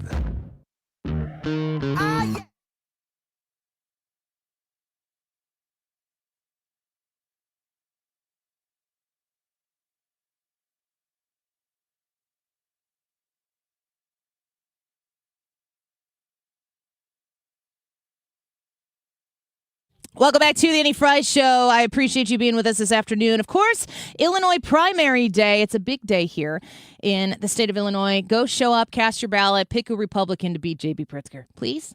We want to make sure that these elections are safe. We want to make sure they're secure. Of course, we're watching on the Senate to pass that Save America Act. But there's another one that is now on the table. We were talking a little bit about it before we went to a break there, and it's the Scam Act. And it's brought to you by Senator Eric Schmitt, who is joining us here on the show today. The United States Senator, of course, representing Missouri. Senator, thank you for the time today. It's good to have you with us. The Scam Act. I'm not even going to ask Grok. I'm going to ask you, Senator. What's the Scam Act about? The Scam Act is a way for us to expand the categories for people to be denaturalized and sent back home. If you've committed fraud like we saw in Minneapolis, that kind of welfare fraud, if you're a violent criminal, if you engage in terrorist activity like we've seen recently from naturalized citizens in Austin, Michigan, Old Dominion, we've had flaws now in our legal immigration system. We ought to have the ability to rectify that and denaturalize people. So right now it's very hard, Annie, to go through that process. It almost has to be fraud at the moment you're applying. And what we would do is we would have a look back here. If you've effectively dishonored your oath to the country within a 10-year period, you can be denaturalized and sent home. I think people are ready for this. We've effectively closed the border. We're having deportations of the 15 million people who came here illegally, but we also should have an expanded process where people can be denaturalized. Senator Eric Schmitt speaking with us right now. I want to talk a little bit because the tiered levels of fraud that we've experienced really foundationally based on the Democrats' decision to flood our country with these illegal immigrants. Like it seems like every week we turn over a new element of fraud in a new location or in a new way. Elections and, of course, with taxpayer dollars are the big issues at hand, and of course safety and security. Do you feel as though the Republican Party in Congress is in unison that this type of fraud needs to be stopped to the extent that they can actually get something done about it? I would hope so. I think that what you see even yesterday from the president and the vice president who's been tasked with kind of going after this fraud is we've kind of just the tip of the iceberg, what was uncovered in Minneapolis. There's also now a whole sort of division in the Department of Justice that's going to go after this kind of fraud. I mean, the numbers are just mind-boggling. I mean, it's like in Minnesota alone, they're estimating maybe $12 billion. That's in one state and not a particularly big state. So think about in California or in New York. I think the Democrats opened the door up completely, had a wide open border, and they did it for selfish electoral reasons. And then they looked the other way when they're, again, defrauding American citizens. I just think of the guy that's like, you know, from Granite City or from Alton or from Fenton or Bridgeton, where I'm from, who's just working his ass off and sending money in taxes to the state and the federal government. And just people are just ripping them off. Yeah. Like, I think you have to personalize it that way because people, families they have 2 jobs and there's a waitress working 2 jobs. This is where the money's coming from. And you got like this Somali enclave in Minneapolis that's just hell-bent on fleecing America. So if that happens, we should be able to say, you know what? You don't get to be an American citizen anymore. Citizenship means a whole hell of a lot more to us than what the value you've given it, and we're going to send you home. I think that, again, that's widely supported. Senator Eric Schmitt speaking with us right now. I mean, I'm constantly asking myself the question, I'm an Illinois resident, still stuck there. I appreciate the invitation to move to Missouri. It crosses my mind from time to time. But I wonder in the state of Illinois, we've got the highest tax burden we've ever had. If you're in the state of Illinois, a lot of people have left, and they want to raise taxes on us again. It's the same way it feels like nationally, that there's never enough tax money that they can take from us, and yet our debt obligation is enormous. What percentage of the money that's coming out of my paycheck, of our listeners' paycheck, what percent of it is going to these fraudulent endeavors that I guess until Donald Trump got in office, we were just like, well, it's just part of doing business. I know. And by the way, I think it's also why the Democrats were so angry at Doge, because what they were worried about was this whole scam would be exposed. Think of USAID was effectively a taxpayer money laundering operation to go to left-leaning NGOs to fuel things like mass migration in this country or censorship in this country and in Europe. And when you go after that where the money is, right? They squeal on it because they know that this is a much bigger problem than just Minneapolis. I mean, you're probably talking about hundreds of billions, if not trillions of dollars. That again is just people being ripped off. And by the way, it shouldn't just be the prosecutions after the fact, because that's a lot harder to do, quite honestly. It should be you have better tools on the front end to prevent these dollars going out the door. Like, governments are slow to move, and maybe on purpose in this regard. But like, if you've got like 100 daycare centers in like an industrial park in one zip code, like maybe there's something going on there. Like maybe AI could be used for something like that. So I think that's a big part of the solution here is how do we catch this stuff on the front end, and maybe the private sector can lead the way on that, and have government just sort of like outsource some of this to private sector. Yeah, that's a great point. Senator Eric Schmitt with us right now. I'm thinking a lot. I never hear Democrats flagging, is that a good use of taxpayer dollars unless a Republican is in charge. If you got Republican majorities in the House or the Senate or maybe in the executive office, now all of a sudden they're concerned about taxpayer dollars. Democrats still have not funded DHS. We're battling a war in Iran right now. There are multiple instances of Islamic terrorism, can we call it that have taken place in the United States since that has happened, and DHS is sitting there unfunded. And I hear from time to time elected Democrats talking about the usage of taxpayer dollars in Iran. Do you find that to be hypocritical as someone there is trying to get the job done on Capitol Hill? Yeah, look, there's just no excuse. I mean, what they're doing is injecting a policy debate of wanting to basically defund ICE or kneecap ICE's ability to do their jobs. They're holding all the other operations hostage, like TSA and Secret Service and the Coast Guard. They know exactly what they're doing, and the legacy media allows them to do it. Can you imagine if Republicans were if Barack Obama was engaged in Libya and the Republicans shut down the Department of Homeland Security? Yeah. Like the NBC Nightly News would be like it would be their beginning, ending story every single night. But they provide cover for them because the Democrats, they wanted to fund ICE more than they want to protect the homeland. That's the truth. It's in their DNA. This is a sickness that really began with the defund the police movement a decade ago, and now it's just gravitated to federal law enforcement. And they hate the idea that there are people who are going to enforce our immigration laws and deport people. Yeah. That's it. So this is a temper tantrum, and a lot of the traveling public is being held hostage. TSA agents who are now missing their second paycheck. I try to stay pretty tethered to like real life. That's hard for people to do. Most people can't do that. Yeah. And that's what the Democrats are now asking them to do. We understand that there's a SAVE Act test vote potentially happening here today. What's the progress on that? Seems as though maybe there are a handful of holdouts that are not wanting to take it to the standing filibuster. Can you just give us an update on the likelihood that we might see that pass? Yeah, so the House bill that included the citizenship requirement and photo ID is over in the Senate, and we will vote here and very soon, probably in an hour or two, to proceed onto that bill. That requires a simple majority vote. So we presumably have to have 51 Republicans to do it. I don't think any Democrats will vote for that. And then we will get on to the process of like having a full debate about what this thing should look like. I've worked very closely with President Trump. His priorities are those two things I mentioned, plus, really getting after this mass mail-in balloting scam we saw in 2020 and since in a lot of states. Also banning transgender surgeries for kids and banning men playing in women's sports. And so these are things that are widely popular that we should move forward on. But that'll be the nature of the amendment process. And if we ultimately get it done, it's going to require political will. Democrats are going to have to actively hold it up, and Republicans are going to have to be willing to be here while they exhaust themselves. And that's kind of how it'll play out. But my guess is no matter what, we'll have some votes on this. Whether we get to 60 votes, that's, unlikely, I guess, but you never know. But the game plan would be to spend a lot of time, debating. Are you committed to that? Are you committed to your personal No, time? I support the talk. Yeah, I support the talking filibuster. Honestly, it's very similar. Before I was in the statewide office, I was in the Missouri Senate, and that's what you have to do in the Missouri Senate. You got to earn it. If you're going to try to kill something, you got to go, and you got to go for hours and hours and hours. And people think that's what happens because they watch Jimmy Smith Goes to Washington. That's not actually what happens here. So it's perfectly within our rules, and I think we should do it. Last question before we let you go. I don't know if you heard the president's comments this morning about the Venezuela baseball team, but the United States getting the opportunity to win yet another world championship in baseball. Have you been watching the World Baseball Classic? Yeah, it's been exciting. Yeah, I mean, I think we're the better team. We'll see. It's it's one game. It's like a game 7, right? So it'll be fun. We should win. I also think it's kind of silly that we got so many American players playing for other countries. But be that as it may, It's still a win, hopefully.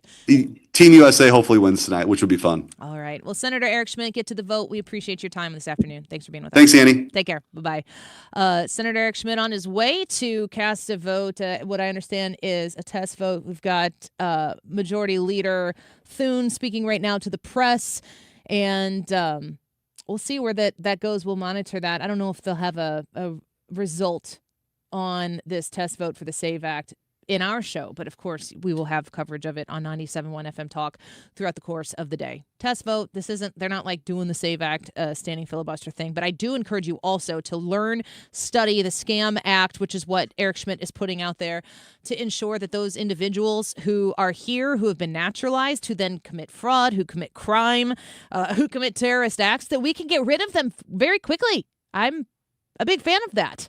Scam Act, Senator Eric Schmitt. Check it out. Let's take a break. Ryan's coming back in here in just a minute. The YouTube poll for today: can JB Pritzker be beaten in the November governor's election? Today is the finality of the Illinois primary. Have you voted yet? Please get your tuchus to the polls and cast your vote in the primary. Pick who you want to run against the Democrat opponents and against the Republican opponents, whoever it might be who you're supporting. Doesn't matter which side of the aisle you vote for. If you're an Illinois voter, get there and vote today. You need to have your voice be heard. You can text us your thoughts on it as well. 314-241-9797. Back in a minute.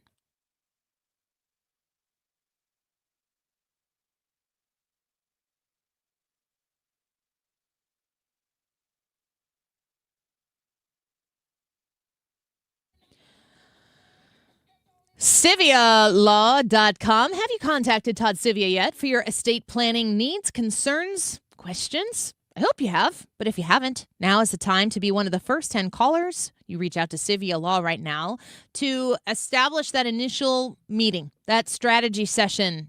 You're going to get that fee waived if you call right now, and you're one of the first 10 to dial 833-995-WILL. And when you're talking to him, say, I heard about this on the Annie Fry Show. Because the first 10 callers to call 833-995-WILL right now and mention my name are going to get that strategy session fee waived. It's a $300 value. So you just got to make the phone call, make the appointment right now, mention Annie, and you're going to get $300 saved on that first sit-down meeting with them. For your estate planning needs, your elder law concerns, you have a will, you've got that trust maybe put together, but it hasn't been looked at in a while. You need to have somebody review it because laws changed, opportunities that exist now that didn't exist before, they might be available to you. 833-995-WILL, CiviaLaw.com.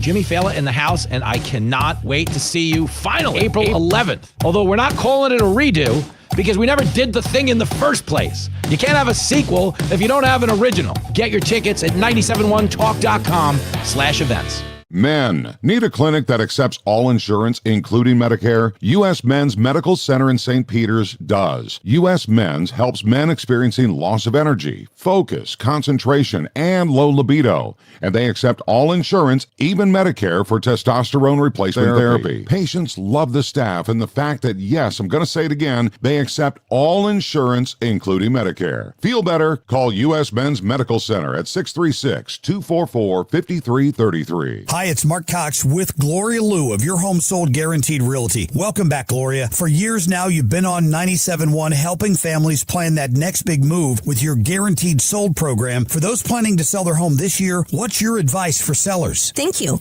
My advice is simple. Do your homework before listing your home.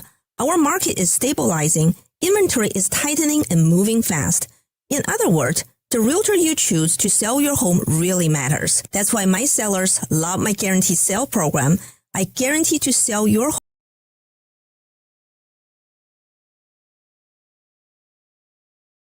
home database, so your home may already been sold before it's ever hit the market. Higher demand, more competition, and more money for your home. Friends, do what I did. Call Gloria Liu right now at 314-325-6888. That's 314-325-6888. Or visit GloriaHasTheBuyers.com. Gloria and seller must agree upon price and possession date. When it comes to planning your retirement, there's a lot to think about. Portfolio management, tax planning, and retirement income just to get started. Steve All and his team at the All Financial Group focus on those things and more. Their goal is to help you achieve your goals. Call 636-230-8824 or online, yourmoneymattersstl.com. Investment advisory products and services made available through Impact Partnership Wealth, LLC, IPW, a registered investment advisor. Insurance and annuities offered through Steve All. This is State Representative Charlie Meyer. Southern Illinois is a special place. The farms, the families, our way of life. That's what I'm fighting for in Springfield, standing with Trump, fighting for lower taxes, supporting our farms, and protecting life in our Second Amendments. My family has lived in Southern Illinois for 6 generations. I won't stop fighting for the place I love. I'm Charlie Meyer, and I'm honored to earn your vote on March 17th. Paid for by Citizens for Charlie Meyer. The YouTube live chat poll today is, can JB Pritzker be beaten in the November governor's election? There are a few options here, but we hope that the answer is yes. We want you to confirm that or just tell us what you think about today's YouTube live chat poll or text in your answer 314-241-9797, although it won't be counted toward the total. You just sort of comment there at the text line. It is 1:48 on this Illinois primary day. Go vote. This time check is sponsored by Jerry Kelly Heating Air. E-Tune-Up. Fry Show on 97.1 FM. St. Louis Conservative.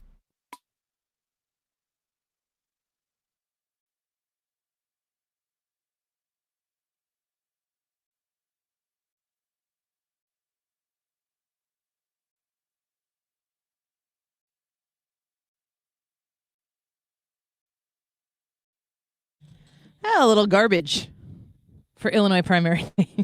Yeah, a little garbage. Yeah. Just throw a little garbage in there. Hi, Ethan. How you feel? Hi. Good. How's the day? It's AI Ethan. Hi. I am well. Would you prefer AI Ethan or would you prefer Ethan on a vibration plate? I would prefer AI Ethan on a vibration plate. I think enjoy the Ryan can vibration convert. Yeah, it's still in my trunk. I didn't put it back inside last night. Oh, you can bring it back in. I might go snag it.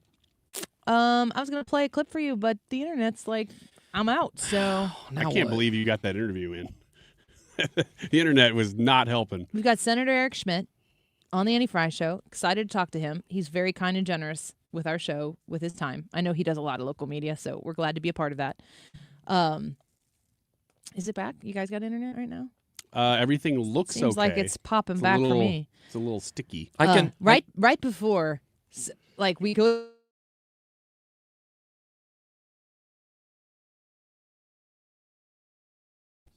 It's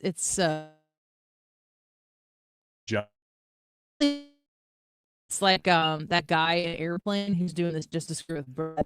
How are you doing? I've been better.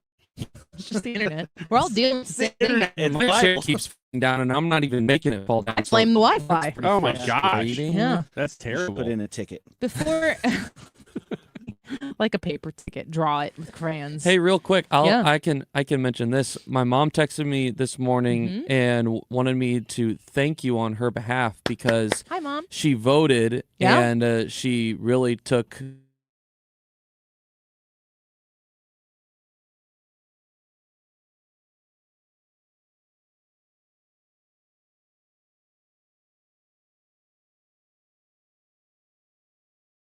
There's probably not as many people running over there. While we're working really hard on getting all of our assets that we use to run the show back up and running, did you hear Derek Jeter's comment to Michael Garcia? Is he? Yes, Kansas he's City? Kansas City. That's I'm so close to being able to play this because I do want people to be able to hear it. Come on, internet. Just one video. It's like 7 seconds long. Yeah, it's not long at all. You can do it. I've now got everything loaded, but it says the one video. It says post unavailable. It's like I the can see all little the other engine that videos. couldn't. Yeah, exactly. Are you gonna watch the game tonight? Championship? Oh, yeah, absolutely. Are you invested? Yeah, I would say I'm invested. I've gotten more invested as the tournament has gone on.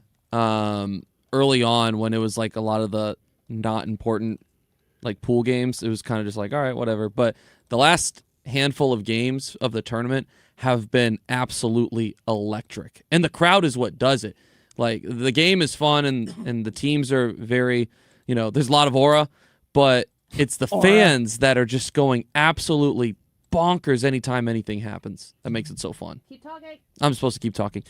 The internet's not helping again. Well, they're going to be facing off against Venezuela. Venezuela.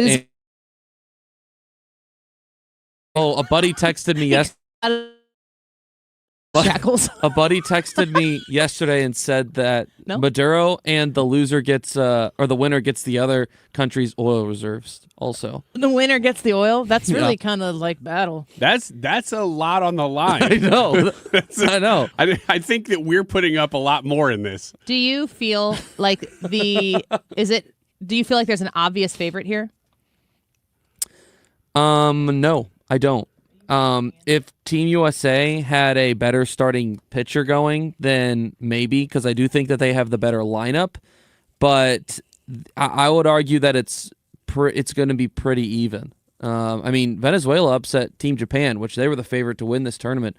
Now, they barely got past Italy last night, which I don't think Italy was as good as their record had shown. But so I think this one's anyone's game. It's going to come. Who's going to step up in the big moment? Hold on, keep going, keep talking, keep talking. We're making. That's what happened. That's what happened the other night in the U.S. Dominican game. Is there were 3 big at bats in that game, and all 3 of them were home runs, and the U.S. had 2 of them. Here is Mikhail Garcia. My understanding is he's a Kansas City Royal. Yep, third baseman for the Royals. And they're sitting after. Who's he play for? Venezuela. Yes. So he had just won the semifinal. Mm-hmm. So he's pretty pumped. Mm-hmm. And he plays for the Kansas City Royals. You might have heard of him, Ethan. Mm-hmm. And I have. Derek Jeter and the baseball panel is sitting there. And Derek Jeter just gets this thought and leans forward and says this to Mikhail Garcia. Take a look around here. Does it remind you of Kansas City? Not even close. Such an unnecessary dig. If he said that about St. Louis, I would be very unhappy. I'd be hot with that. St. Louis and Kansas City have different attendance norms, but not lately. So the dig is there's not as many people at a game in look Kansas at how City? awesome this is. Okay. Your normal existence is at Kauffman Stadium, but look at this. Yeah. Like, if I were in Kansas City, I would have a personal. This is what's fun about baseball. You get to have personal lifetime grudges against people who did something wrong one day that you've never met, will never meet, but you get to really harbor. I saw a great tweet earlier today too regarding this specifically. Is like, Kansas City has been like one of the top U.S. markets as far as watching the World Baseball Classic. Kansas City, St. Louis is like 3 or something like that. They've been really invested in it. So it seems like a little bit of an unnecessary dig. I think what's even worse is Fox posting a 7-second clip of it. Like, it's one thing to say it like, you know, Derek Jeter's not media trained, like whatever. But like Fox posting that like makes it. Are you media trained, Fox? Thousands of times bigger than it would have been. I would have never seen it. Do you think Derek, you wouldn't have? Like, I assume that when Derek Jeter said that, it didn't even cross his mind how Kansas City would hear it. Probably not. Mm-mm. And coming from the New York Yankees or whatever, okay, I get it. But he should apologize. I'm not like big on forcing apologies, but he should come on and be like, I didn't mean it like that. This is next level for anybody. For if you're playing in Yankee Stadium, he should say, I'd ask Aaron Judge the same question. Mm-hmm. That's what he should say. Yeah, I agree. And then it should be over. And then Kansas City, because they're Midwestern folks, to be like, okay, Mr. Jeter. He should do the apology right here on this show. All right, you know our number. Text us at 314-241-9797. We'll read your text on air. Chicago Flips Red next. Jeannie Evans for U.S. Senate.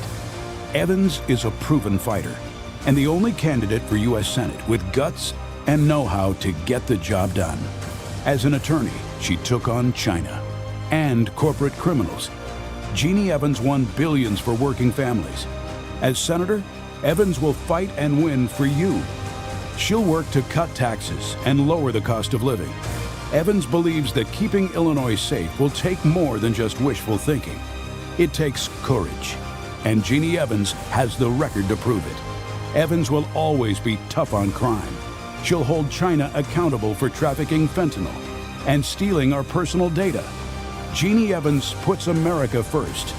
A proven fighter, conservative outsider Jeannie Evans for U.S. Senate.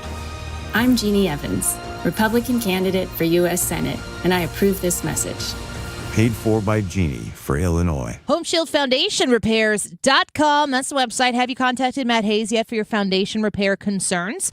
You can call him directly at 314-271-9900. 314-271-9900. Home Shield Foundation Repair, they understand a whole host of different foundational repair concerns that you might have, and they've got solutions that they are going to back up. They've got expertise. They've got great reviews. And I can tell you from knowing him personally, Matt Hayes is a really, really great guy. I think that matters when you're deciding to hire someone to do something as important as reestablishing the firm foundation that is your homes or businesses or churches. You want experts that are proven time and time again. The decades of experience that Matt Hayes has at Home Shield Foundation Repair, you are tapping into reliability and effectiveness with the great team that he has hired. Call him at 314-271-9900. That's 314-271-9900. You can find him online as well at homeshieldfoundationrepairs.com. To have a roof over your head, a nice roof over your head, is very important. That's Rick talking about his experience with Rhino Shield ceramic coating. We got Rhino Shield 18 years ago, and they're very cooperative on getting us the right paint. They were in and out and done in no time. Once it was finished, looked great. We were very happy with it. The main reason Rick called Rhino Shield is because it's backed by a 25-year transferable warranty. We've watched a lot of people get their house painted 3 or 4 times, and we haven't had to do any of it. I don't know about you guys, but I don't want to have to paint it every 5-7. Tip from Rick and put down the paintbrush and call Rhino Shield for your free evaluation. 877-25-RHINO. 877-25-RHINO. Or visit 877-25rhino.com. We got Rhino Shield 18 years ago. Financially makes sense, especially if it's going to last like this did. It still looks great. Call now. 877-25-RHINO or 877-25rhino.com. No paint, don't Rhino. Go Rhino Shield. Never paint your house again. Rhino Shield. KFTK FM Florissant from the Kaufman Townsley St. Louis's Injury Lawyers Studio. Call 314-777-7777. That's 314-777-7777. Lisa Brady, Fox News. The Save America Act would require voter ID and proof of citizenship to register to vote. The Senate will debate the bill perhaps for days, but even Republicans doubt the bill can pass. However, the GOP needs to make a good show that they're fighting for the touchstone of the president's legislative agenda. Fox's Chad Pergram on Capitol Hill. 60 votes would be needed to advance the bill, but some Republicans are lining up amendments on other issues, including a ban on transgender surgery for minors and men and women's sports. Another proposal would restrict mail-in ballots. Well, they've turned it into an unserious kind of a Christmas tree and attaching all these other things to it. Pennsylvania Democratic Senator John Fetterman sometimes crosses the aisle, but he defends mail-in voting. Some other Democrats have argued voter ID is not necessary and could disenfranchise some voters. Republicans point to the many other things that require an ID in the U.S. President Trump defending Operation Epic Fury in Iran as necessary, and he says it's a successful operation. Frankly, as somebody said, they could leave today and it would take 10 years to rebuild the damage that's been done. But I think we have to make it a little bit more permanent because no other president has to go through this. The president says Iran cannot have a nuclear weapon, also criticizing NATO allies for not wanting to get involved as he tried to form a coalition to ensure safety through the critical Strait of Hormuz. The president and the White House rejecting the claims of top counterterrorism official Joe Kent, who resigned, saying there was no imminent threat from Iran to the U.S. and that Israeli pressure led to the conflict. The White House press secretary calls that absurd and insulting. Just getting reports of a shooting at a VA clinic in Georgia. Police in Jasper say the suspect was shot by responding officers and that one victim was airlifted to a hospital. America is listening to Fox News. It all comes down to this, folks. Yep, the entire season is on the line. But my throat has officially thrown in the towel. Sounds like you need Vicks VapoCool drops. They're max strength and vaporize sore throat pain. Whoa! These VapoCool drops hit fast! Speaking of fast, did you just see that play? Yeah, he vaporized that ball. That pun should have come with a penalty. Vaporize sore throat pain with Vicks VapoCool drops. Use as directed. Two words: prostate exam. Did your butt just clench? Relax. Screening starts with a simple, finger-free blood test. Around 1 in 8 men in the United States will be diagnosed with prostate cancer in their lifetime. But don't clench. Prostate cancer can have over a 99% 5-year relative survival rate when caught at a localized or regional stage. If you're 40 or older and have a prostate, visit RelaxIt'sABloodTest.com to see if a PSA blood test is right for you. Talk to your doctor about screening and next steps. Sponsored by Novartis. Air Comfort Service, heating, cooling, and insulation. Weather. The amazing temperature swings continue, but we stay cold this afternoon with increasing clouds. 37, that's it for the high. Weak Alberta Clipper squirts by tonight. Clouds with a mix of light rain and light wet snow. 30 for the low. Wednesday, sunny. Cold start, but much warmer Wednesday afternoon. 65. How about 74 on Thursday? 78. This is 97.1 FM Talk. Chief Meteorologist Dave Murray.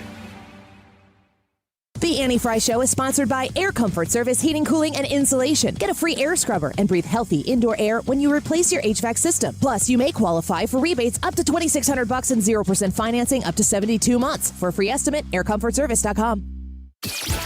Annie Fry, Ryan Wiggins, Brad Range. That's us. That's right.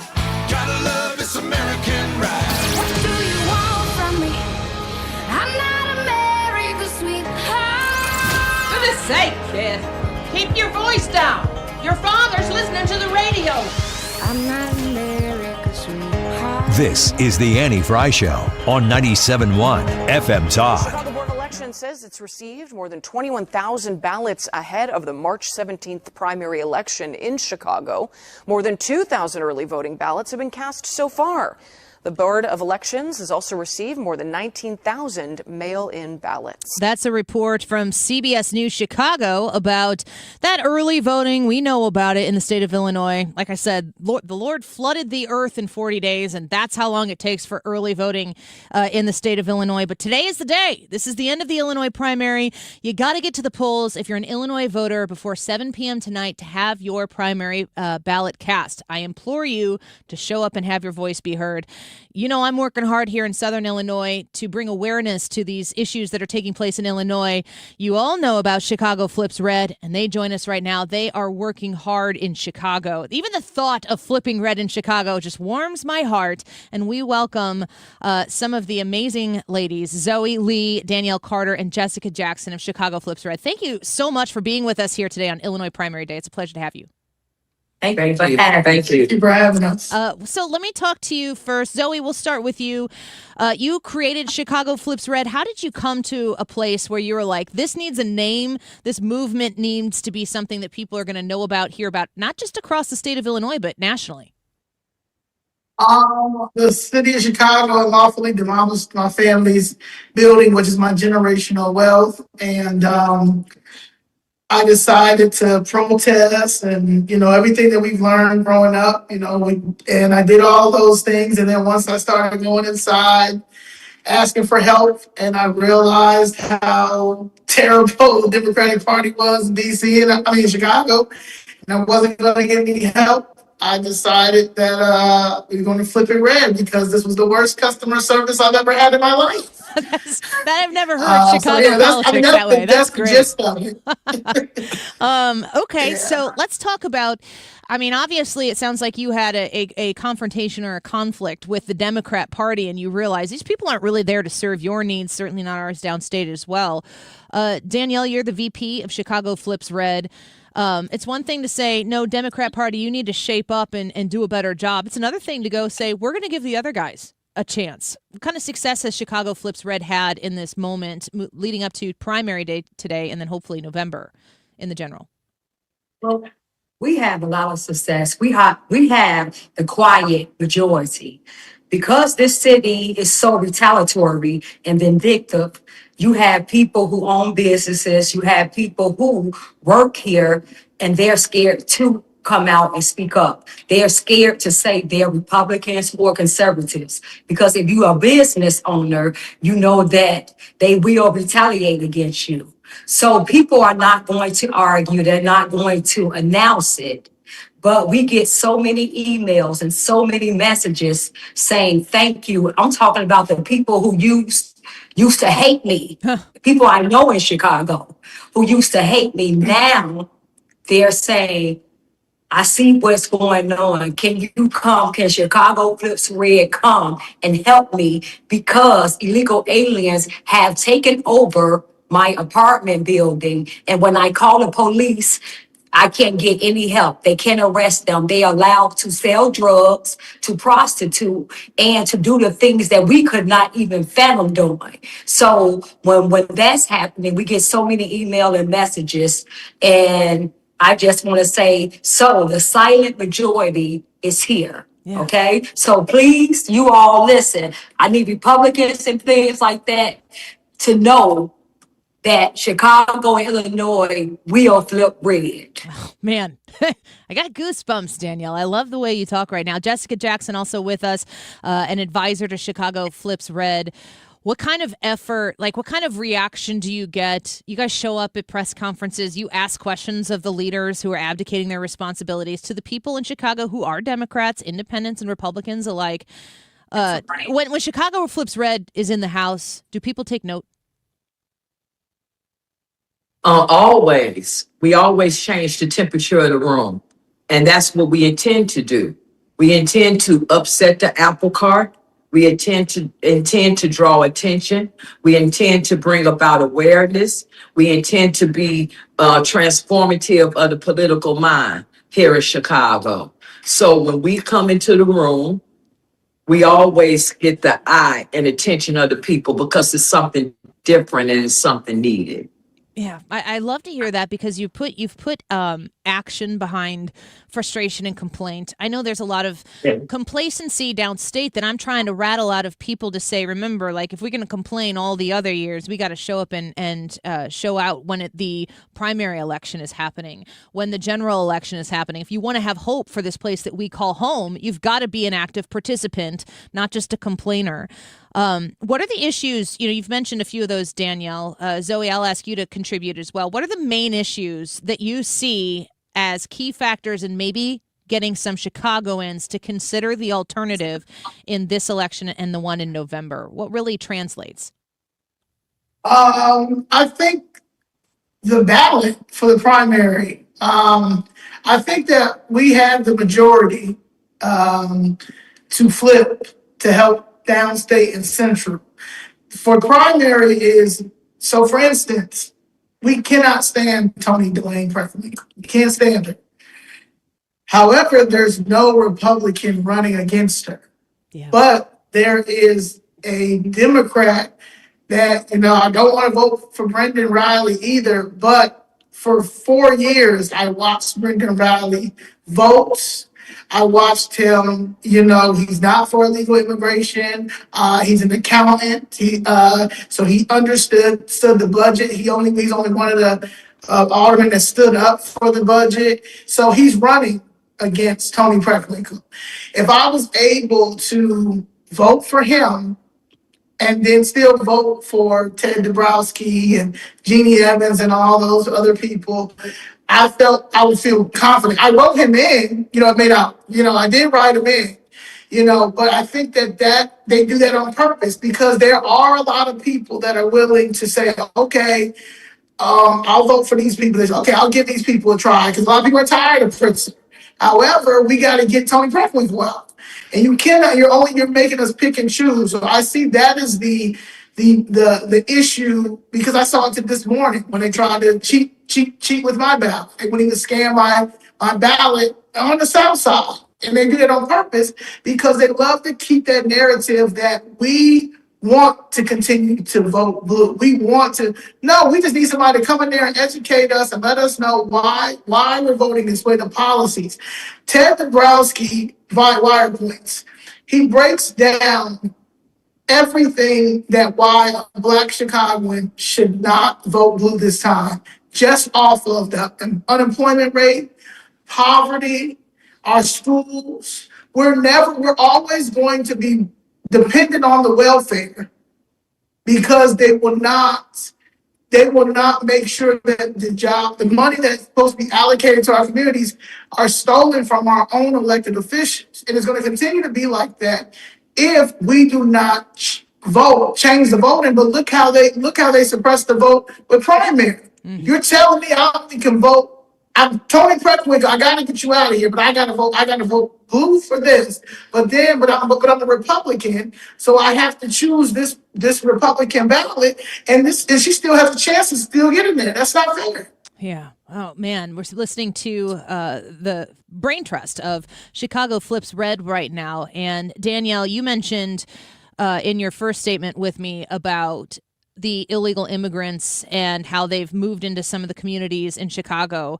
It really does feel like the leadership, which is supermajority of Democrats in the General Assembly in the state of Illinois, and then, of course, JB Pritzker, he's poured a lot of attention, but, of course, a lot of resources into making a sanctuary state, the destination state, for people who have come here illegally.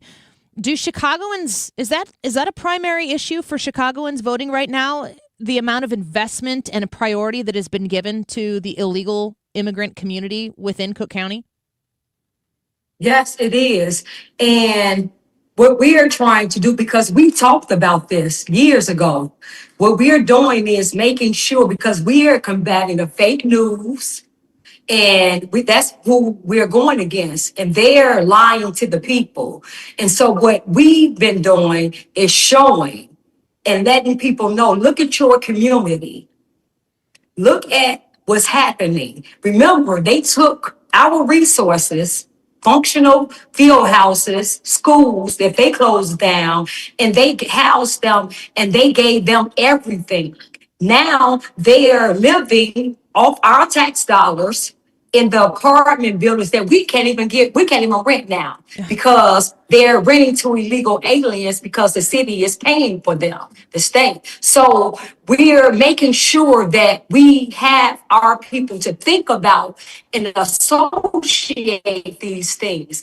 We don't have a housing shortage. No, we have too many people that was allowed to flood into our communities and take over. Now think about the high property taxes that we just received. Yeah. Think about the residents that's on a fixed income. They're going to lose their homes to property taxes. And then what's happening? What do we see? We see illegal aliens that have been allowed to get home loans. Yeah. And business loans, because I just did a video and I'm getting ready to put it out in Inglewood that was predominantly Black. Now, illegal aliens have moved in. You see all the buildings that were abandoned. Now they're fixing on them. And they're running with their dogs. And now you see a Venezuelan restaurant pop up, a brick and mortar. Well, I warned about this a couple of years ago because I bought a business and they put me through everything far as they didn't, the high tax assessments, and then all the permits and everything, all the red tape I had to go through, the tip money, they rezoned me out.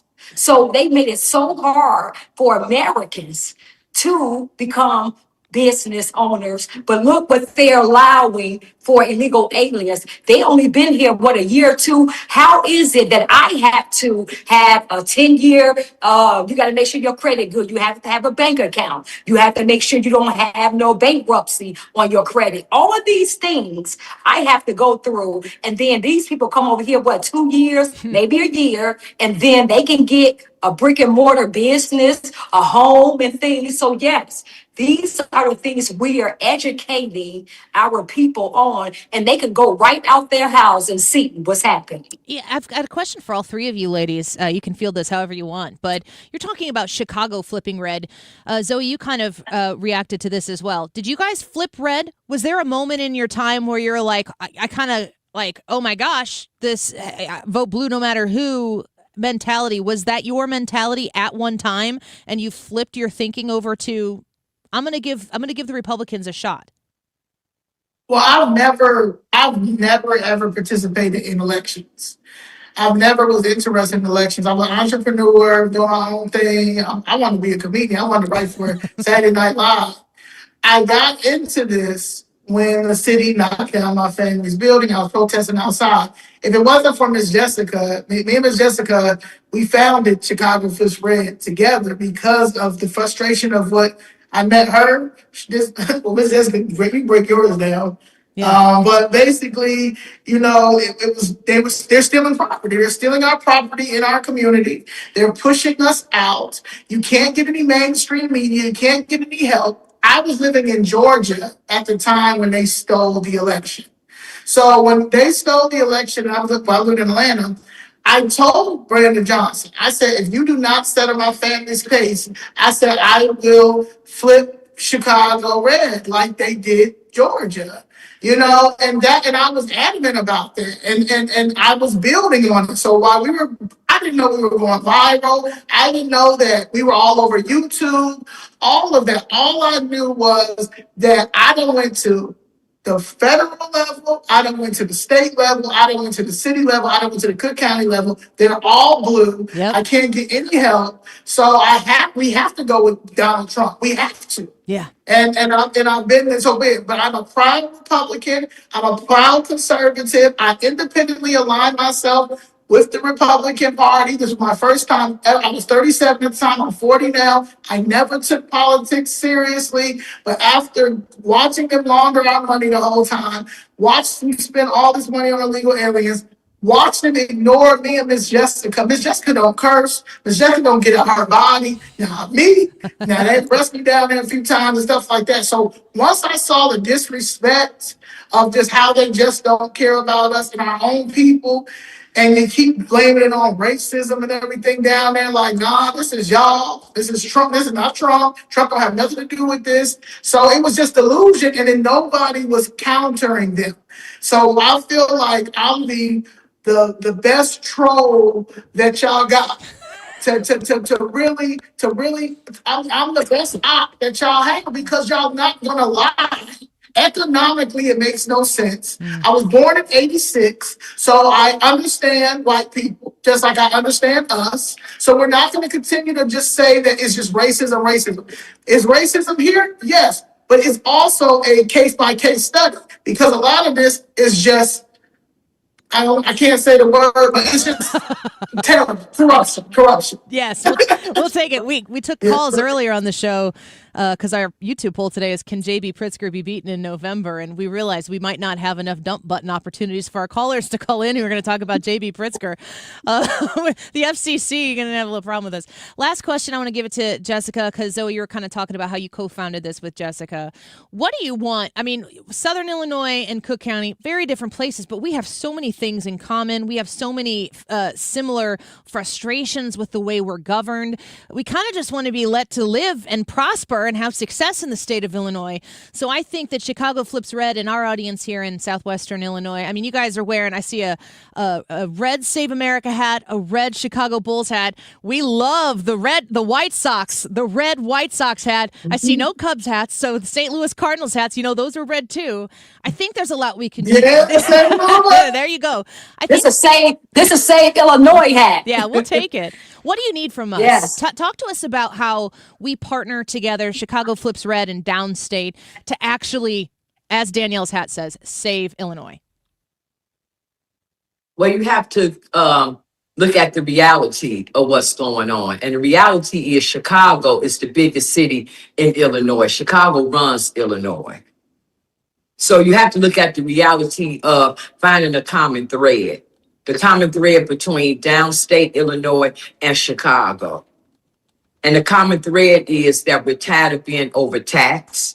The common thread is that we're tired of businesses being ran out of Illinois and the city of Chicago. The common thread is that we do not want a sanctuary city or a sanctuary state. A common thread is we do not want our schools to continue to keep on being depleted with resources and all the sexual perversion to be taught to our children as opposed to them being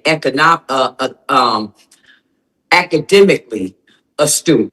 The common thread is that we believe that Chicago Teachers Union should not have the level of contribution to public policy and to this government that they have. There are a lot of common threads between downstate and Chicago, and we're hoping that the residents of Chicago will understand why they need to do things differently. They have to vote differently, and we're hoping that downstate understands that if they want the power of Illinois, if they want the power of those seats, they got to come through Chicago. There is no other way. Yeah. And the Republican Party downstate has made a grave mistake by thinking that they can.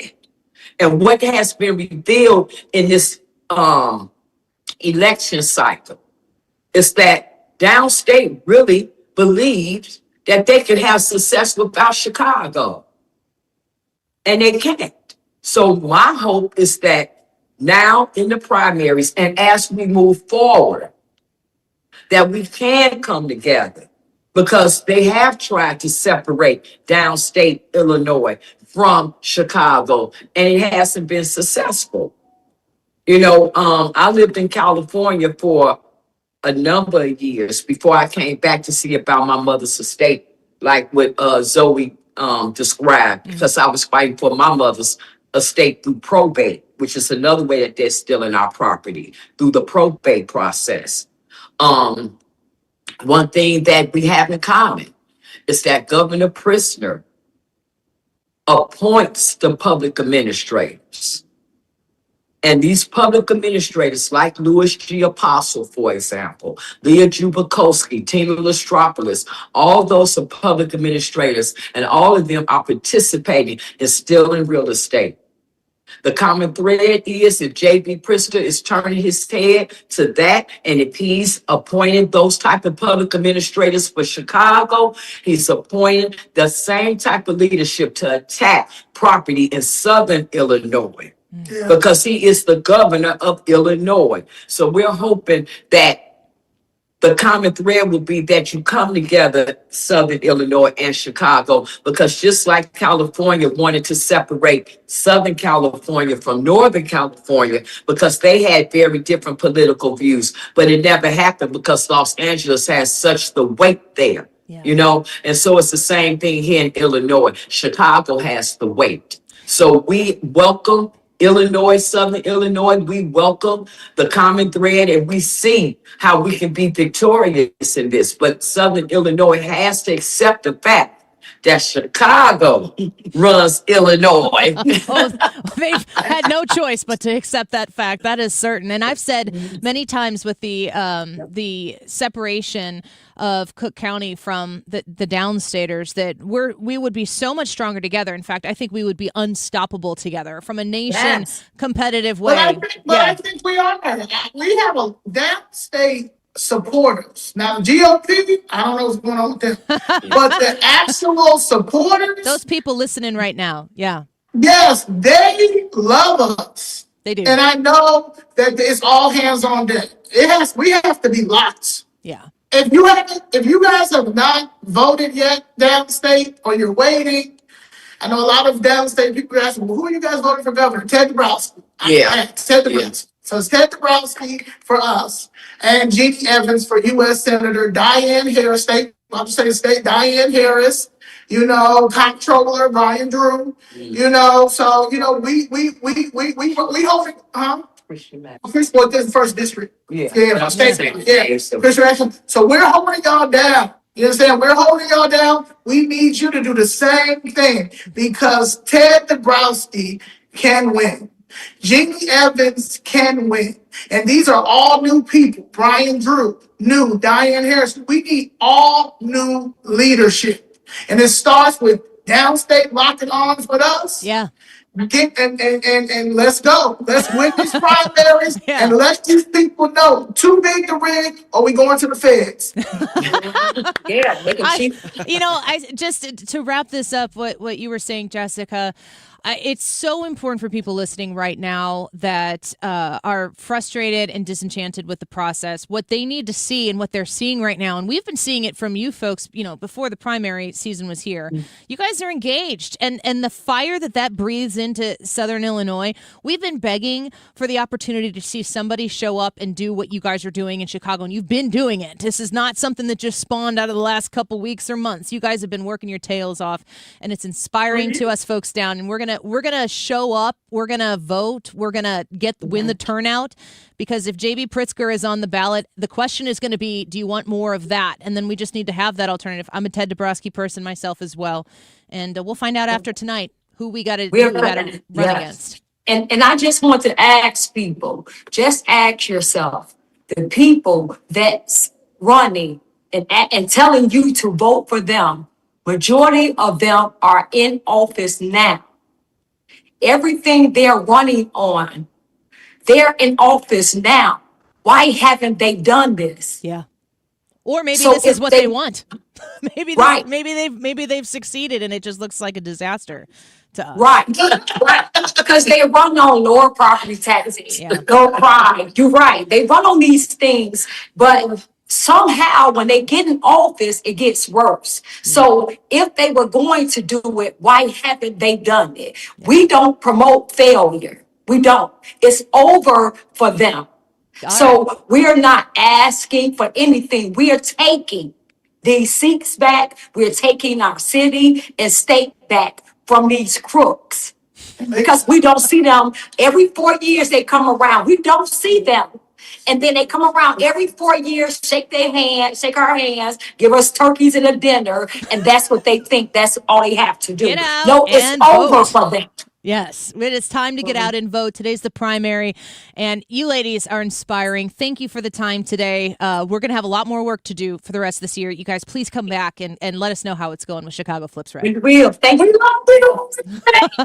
Thank you. See you guys. Thank you for having us. God bless you. God bless you as well. Fight the good fight. That was Chicago Flips Red. Wonderful, wonderful ladies there. Zoe Lee, the founder, the VP, Danielle Carter, and Jessica Jackson, advisor to Chicago Flips Red. A long segment there, but I loved it. Injected into my veins. I appreciate it. A little St. Louis Cardinals shout out there. Yeah. Again, I guess can you find a Chicago Cubs hat in red? Seems like that would be difficult to locate. It's a good question. I hope not. I bet they exist somewhere. I don't remember ever seeing one, though. All right, let's take a quick break. We're going to do X's and Y's when we come back. Let's celebrate those two genders and ask the questions that give us those abilities to have those conversations that say, why are women like that? And why do men always do fill in the blank? We'll discuss that. Have a little fun here on the Annie Fry Show on a St. Patrick's Day and Illinois Primary Day. We'll be right back.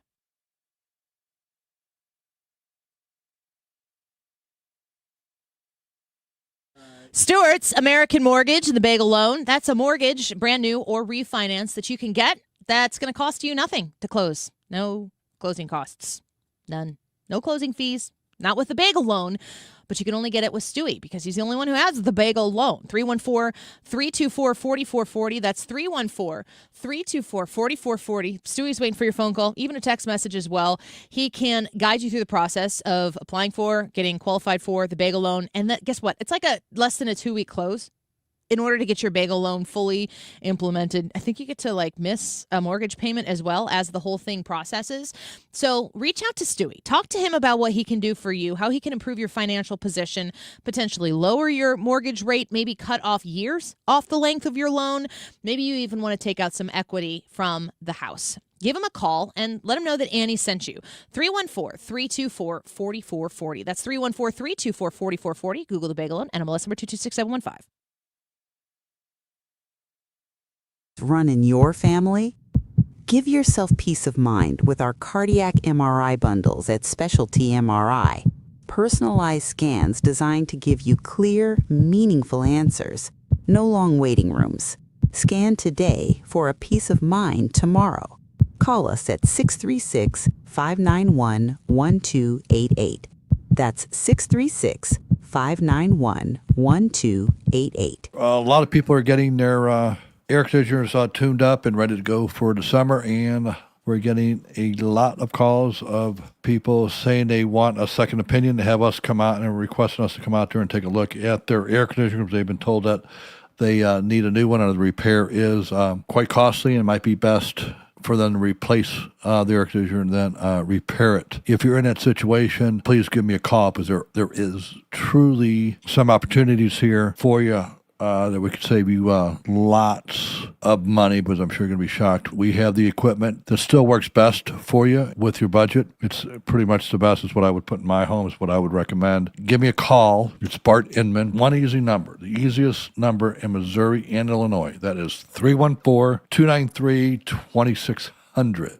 Or the online thing, and that is bartinman.com. That's Bart with a B, Inman with an I.com. God bless. Hey, it's Mark Reardon. If you're nearing retirement or already retired, call my friends Thomas Helbig and Bob Kershaw with the Retirement Advisory Group. They'll show you how linking to the market is much safer than owning the market for your retirement savings. They're the official financial advisors of my show. Go to retirementkey.com. My name is Whitney Allen, and I'm a widow. My husband, Ryan, died. We never thought we'd ever have to use life insurance, but the unexpected happened. With Ethos, signing up was fast and 100% online. You can get a quote in seconds, apply in minutes, and get same-day coverage. No medical exams, and you can get up to $3 million worth of coverage. I'm grateful we were prepared. Get your free quote at ethos.com/term. That's ethos.com/term. Paid spokesperson. Time spent on application may vary. Online health questions required. America, look around. Everywhere you go, prices are still high, rates have been whipsawing markets, and the debt and spending don't exactly scream stability. Experts say diversifying with intention is the #1 secret account that all American smart money uses to hedge against instability. Monetary Gold has been around since 2000, witnessing multiple economic setbacks. If you call now, Monetary Gold will cover up to a lifetime of your IRA fees on qualified accounts. Call Monetary Gold now at 877-NOW-GOLD. That's 877-NOW-GOLD. Performance may vary. You should always consult your financial and tax professional. This is attorney Todd Nissenholtz of Kaufman Townsley. When you're injured in a car accident, insurance adjusters are not on your side. They're always adjusting their settlement offers,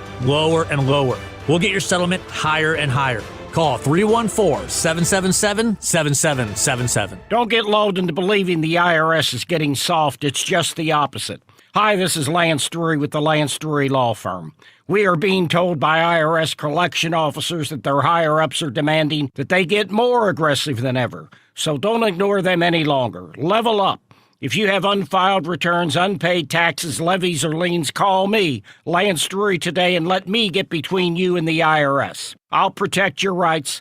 At the Lance Drury Law Firm, our practice is focused 100% on fighting the IRS. Remember, IRS problems are legal problems, and they need to be handled by an expert attorney who's done it for decades. So call the Lance Drury Law Firm today. We're local. Our office is right here in St. Louis. Call 314-260-6120. Visit Lance, DRURYlaw.com to schedule your free consultation with your local tax resolution law firm. The choice of a lawyer is an important decision and should not be based solely upon advertisements. Start the new year off on a healthier note by taking active liver supplements from New Nordic every day. Available online at Amazon or NewNordicUSA.com or at your local CVS, ShopRite, Meyer Grocery, or Wegmans. We're asking you today in the YouTube live chat poll, can JB Pritzker be beaten in the November governor's election? Here's a comment from Russell on this topic. It says, yes, however, only if Republicans come out and vote. At 10 a.m. this morning, I was the 11th person, number 11, to vote at my polling place. People need to show up. Very true. So today is Illinois primary day. We are encouraging you, if you live in Illinois, to vote today in the Illinois primary. That is the YouTube live chat poll, though we are asking you today. And we will give the results here shortly. It is 2:35. This time check is sponsored by Jerry Kelly Heating, Air Conditioning, Electrical, and Plumbing. It's time for a $98 AC tune-up. JerryKelly.com. The Annie Fry Show is St. Louis conservative. X's and Y's. Welcome back to the Annie Fry Show. Full, great conversations today with some great guests. Larry Alex Taunton in the 12 o'clock hour. And we talked about Tucker Carlson. So if you missed that, you're going to want to check out the Annie Fry Show podcast on the Odyssey app or wherever you get your podcast from. Senator Eric Schmitt at 1:30 talking about the SAVE Act and the Scam Act. And then we just got done with, we had like a board meeting with Chicago Flips Red. That was pretty great. Now it's X's and Y's. I'm going to start this question because I've been watching the World Baseball Classic. Is Ethan coming in? Did we ever decide? Next segment. Okay, so not now. So I won't wait for him to answer this one. But for you, gentlemen, when when you're watching probably a sporting event, I'm trying to think of like, would this happen in like a cooking competition? I don't know. When men do something well, so like, for instance, in a baseball game, you hit a home run and they start beating their chest and celebrating the fact that they did something that is a high achievement in the sport with which they are competing in. Do you like that? Does that pump you up? I'm talking about like a sporting event that you'd be watching because you were invested in it, not something that you just stumbled into. You don't know who that person is. You don't really care. You care about the sport. Guy hits a home run. Guy makes a great catch in center field. That happened last night, 2 nights ago. And they just start like celebrating themselves. I hate it. I'm just telling, but I was thinking to myself, like, are men going, yeah, that's right, let's go? Like, does that like motivate you as a fan of said sport and athlete, and you can understand and respect the magnitude of what they just did, but also that's what they're supposed to do. That's like the peak of the excellence of that. I'm really torn on it because it's not something that I see and I'm like, yeah, that guy's hitting his chest, because he's not celebrating himself. That's not what's going on. I don't agree with that. It's fully primal. In fact, that is the word I used in the living room when I was criticizing it. It is, in fact, it's like, and not to be crass, but it's like, it's primate. I mean, that's something like gorillas do. Like hit their chest. And so when a dude gets that amped up, it's just something you just want to do. I don't know how to describe it. You feel compelled to do it yourself? That's what Ryan does after he nails a Wiggins America. Oh, yeah. You guys got to tune into the YouTube. Oh, at 1 o'clock, I'm like, bam! Chest that beating. was pretty good. Once in a great while, because most of the time I don't feel that way. But neither do I. But when I do want to hit my chest. It is very adrenaline inspired. Well, you're kind of making an excuse or an explanation for the person who's doing it. My question is, do other men see that, and does it amp you up? And I'm talking about being super invested in the game that you're watching. That's tough to answer because I can see them being really amped up, and I'm okay with that. Can you relate to it? Yeah, somewhat. So it amp you up a little bit? Get a little tingle? A little up my leg. That's so weird. It's hardball. What are you going to say about this? I think Brad? he judged you the entire time you were talking. Yeah, Did you feel it in the room? All right, so I'm zeroing in. I'm beat your zeroing chest right now so he knows how excited you feel for you. On the beating of your chest and celebrating yourself, I hate that. I hate that with a passion. But I'm gonna use another example. Do you guys remember when Jim Edmonds hit the home run? He did this. Yeah, where he threw both fists in front of him, screamed yeah, and then ran and threw both. That's cool. That is raw emotion coming out. But that's, to me, that looks different than what I see a lot of, which is self-aggrandizement. Right. And that's where I draw. It's like whenever you But I feel assume I'm interpreting it like a girl. I are. Thank you. I lose a lot of respect for guys You know that walk why? around like I'm hard and all that other stuff. Well, I don't and, like you that know, either, it's like the self-celebration, the beating on the chest. I hate that. I hate that so much. If it's hands up, yeah, whatever. But it is a team sport. Your home run wouldn't matter if your teammates didn't get you where you are. If Tiger Woods does that in golf or McIlroy or something? Are you like pumped? You're like, yeah, that's right. Only if it's Rory McIlroy. Yeah. I don't DeChambeau. know. I've grown I to hate like him a lot because of his YouTube channel. What about you, Ethan? You're the sports guy in the room. We're talking just to You guys, just yell real loud. Yeah. There you go. Now you're on. Just to clarify, we're talking about like celebrations in baseball, correct? On home runs, Well, yes. that's when I saw it. It was whoever was it against Aaron Judge hit a home run to center field. I don't think the ball was out. We had an argument in our house about that. Hit it to center field, and whoever the Dominican center fielder was made a great catch. Julio Rodriguez brought it back, and he just was fist bumping his chest. And to me, that felt like a self-celebration. And then, of course, the home runs, which is like all the runs in the World Baseball Classic. I just feel like there's a lot of like self-celebration. Whereas I think Team America's actually been kind of criticized for being a little boring. They are. Well, and this is where the conversation ended up going in our house when we were talking about it. I actually feel like all of the other teams kind of have these aggrandized celebrations. And I made the point in our conversation that I was having in my home that this is theater. This is entertainment. So I respect that. But I almost felt like the United States, they're doing the same thing. They're kind of the odd ones out by being, like the St. Louis Rams, you remember, got to go to work. It was business. This is my job. This is what I do. And so there was kind of a low-tempered focus that actually became attention-getting because it was so unusual. Yeah, I don't care that the Does it pump you up? What the Americans are doing or the others. Hitting your chest. I think that Here, wait, Ryan, you do it. And oh my God. I don't know if that's really what we're We talking need to about. turn his camera off right now. Ryan? Right now. Well, I had to get Ethan? around all the wires and stuff. He didn't that turn you on? Sorry, could. I don't know He's what kind it of did. knocking his Did not chest. do that. Do you get pumped up when you Made see me other feel bad guys do for that? him. Yeah. It's a little sympathy. Aw, buddy. I'll just I shoulder sounds pat. excited. I have zero issues with any of it. Do what you gotta do. As you mentioned, the game is getting younger.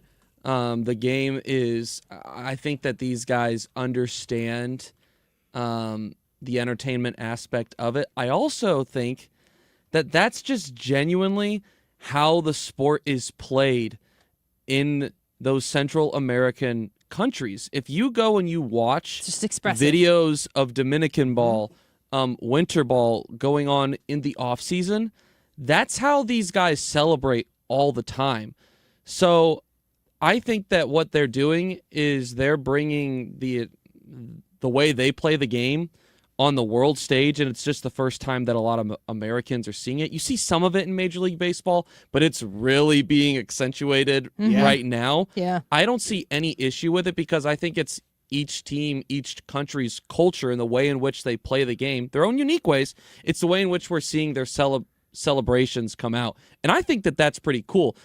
Is the U.S. a little boring compared to them? Sure, but I it's love it. But it's how it's played. Yeah. It's how it's played here, and I don't think that there's anything wrong with that. Trisha, from the female standpoint, do you see what I see? I actually hadn't even really thought about it. To be honest. Do you watch? I don't love it. Not a patronizing question. Do you watch sports? Yes. I watch soccer, but I don't really see it. And then we watch football. I don't watch a ton of baseball just because it's hard to get to. And we don't jump through the extra hoops to get to it. So I don't like it when Ryan did it. And I will notice That's it honestly, now. though, not what I was talking about. Made me I've never uncomfortable. actually seen someone do what he did. And I'm going to call HR. So that I do know what you're talking about. I had never felt one way or another about it. Like, that's very like boys to me. And I'm like, okay. How would you compare boys. football touchdown celebrations? Like, how is that different than what you're I seeing? just think it's maximum 100% testosterone reaction. And I feel like it's not for me. Now, I've played competitive sports and I've been in some competitive situations and I know what it's like to have the let's go moment. But I can't imagine ever being like It's- chest beating, whatever. It's kind of like the tweet thing where it's like guys say like it's like dudes will see this and they'll say like hell yeah. Yeah, like, I that's know, kind of but what I think it it's a is. dude thing. Yeah. Real quick before we go to a break, who's got the best question from the boys? Next one? Okay. Let's take a break. We'll be back right after this and we'll talk about how to do radio in just a minute. Well, I'm not going to say that. That's not going to sound right. Well, Ryan beats his chest. We'll say that. Back in a minute. Don't go away. Hey, can you blow up some balloons for Jack's party? I can't. I'm so congested. You need Sinex Saline from Vicks. Sinex Saline Nasal Spray. Yeah, just Sinex. Breathe. Sinex Saline instantly clears everyday congestion associated with colds and year-round allergies with a gentle, ultra-fine mist that's no mess and easy to control. Daddy, we need more balloons. On it. Enjoy life's important moments without congestion. Try Sinex Saline from Vicks. Just Sinex. Breathe. Use as directed. It all comes down to this, folks. Yep, the entire season is on the line. But my throat has officially thrown in the towel. Sounds like you need Vicks VapoCool drops. They're max strength and vaporize sore throat pain. Whoa! These VapoCool drops hit fast. Speaking of fast, did you just see that play? Yeah, he vaporized that ball. That pun should have come with a penalty. Vaporize sore throat pain with Vicks VapoCool drops. Use as directed. We get it. Attention spans just aren't what they used to be. Heads in social media and eyes on Netflix. But what do people do with their ears? Well, for one, They're listening to audio. Americans spend 4.4 hours with audio every day. Oh, and you want the proof? Well, you just sat through this ad that's now approaching 30 seconds. What could you say to a potential customer in 30 seconds? Let Odyssey put together a media plan tailor-made for your unique marketing needs. Advertise with Odyssey. Visit ads.odyssey.com. Triton Exteriors, St. Louis roofing, siding, and gutter systems. We'll take care of you and your home. We're #1 in the Ladue, Kirkwood, and Webster area. James Hardy certified. Visit triton.stl.com to be connected with a James Hardy expert and receive a free estimate. Triton-stl.com or call 314-717-1159. That's 314-717-1159. Triton Exteriors, St. Louis #1 James Hardy specialists. I'm John Morgan of Morgan & Morgan. My best advice to you when hiring a lawyer for your injury case is simple. If you know court personnel, ask them who they'd hire. They know. If you know an insurance adjuster, ask them. They know. And then ask them about us. Ask them about Morgan & Morgan. They know. I look forward to talking to you soon. There's only one Morgan & Morgan, America's largest injury law firm for the people. Injured? Visit forthepeople.com for an office near you. Hi, I'm Bob Kershaw with Retirement Advisory Group. Hi, I'm Tammy Kershaw. When we meet our clients for the first time, they have built up a lifetime of savings. Their question is, what can we do with this money so we can live comfortably the rest of our lives? First, we develop a strategy to protect your nest egg from any market losses. Then, we build your own personalized structured income plan that will generate you an income the rest of your life. We put you in control of your money. You've earned it, and it's our job to make sure you enjoy it. Let our team show you how you can have the retirement of your dreams. Call us now at 314-993-9494 for a no-cost, no-obligation retirement review. You will also get a copy of our latest edition book, Your Key to a Worry-Free Retirement. We've been helping retirees and pre-retirees retire with confidence for 40 years. Call us now at 314-993-9494 or go online at retirementkey.com. That's retirementkey.com. When's the last time you gave your home's exterior a little love? Hi, it's Kim, and if your siding is cracking, it's fading, or just doesn't stand up to our St. Louis weather, it's time to call Lakeside Renovation and Design because they're experts in James Hardy siding, which is this durable, low-maintenance option, and it looks beautiful. Plus, you have customizable colors and textures, and so you can give your home a completely new look while protecting it for decades. Don't wait until the small problems turn into big ones. Visit lakesidearty.com to schedule your free consultation. This is State Representative Charlie Meyer. Southern Illinois is a special place. The farms, the families, our way of life. That's what I'm fighting for in Springfield, standing with Trump, fighting for lower taxes, supporting our farms, and protecting life in our Second Amendments. My family has lived in Southern Illinois for 6 generations. I won't stop fighting for the place I love. I'm Charlie Meyer, and I'm honored to earn your vote on March 17th. Paid for by Citizens for Charlie Meyer. This is the Annie Fry Show on 97.1 FM Talk, St. Louis Conservative.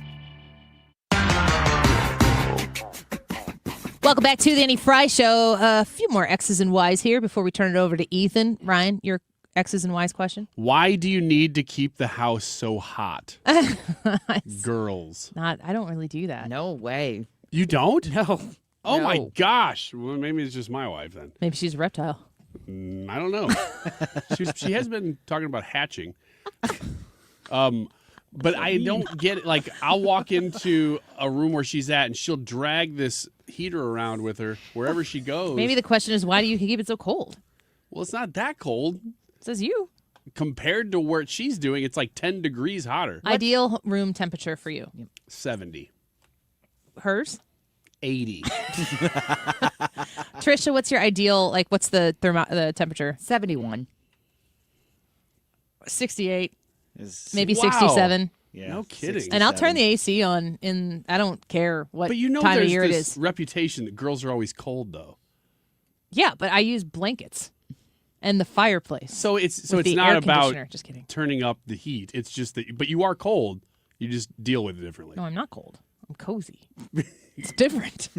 And ladies, you know what I'm talking about.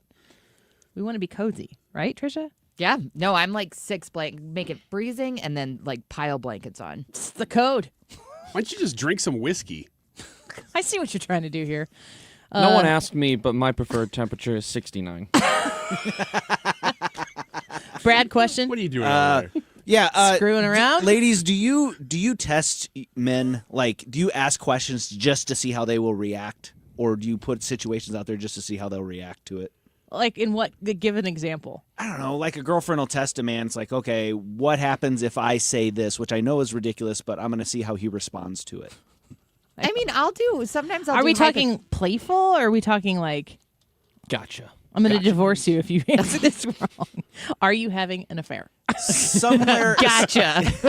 Yeah. Wrong Somewhere answer. in between that. That's crazy. Maybe not that extreme. That's I crazy. can't believe you'd say that.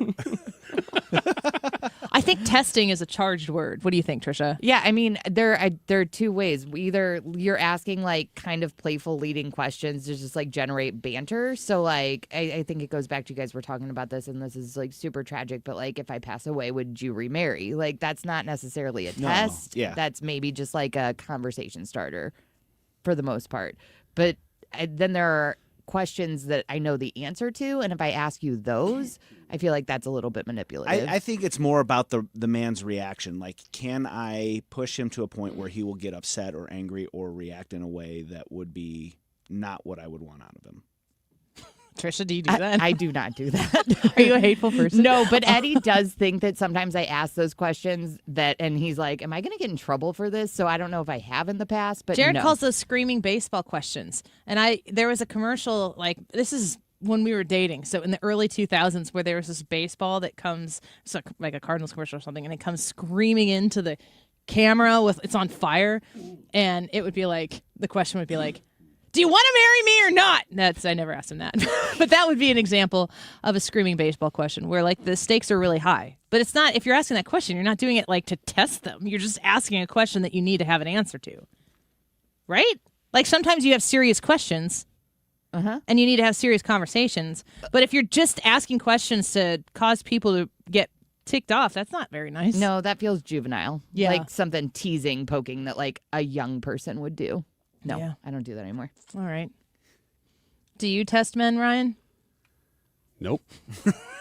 I don't even talk to men in that tone.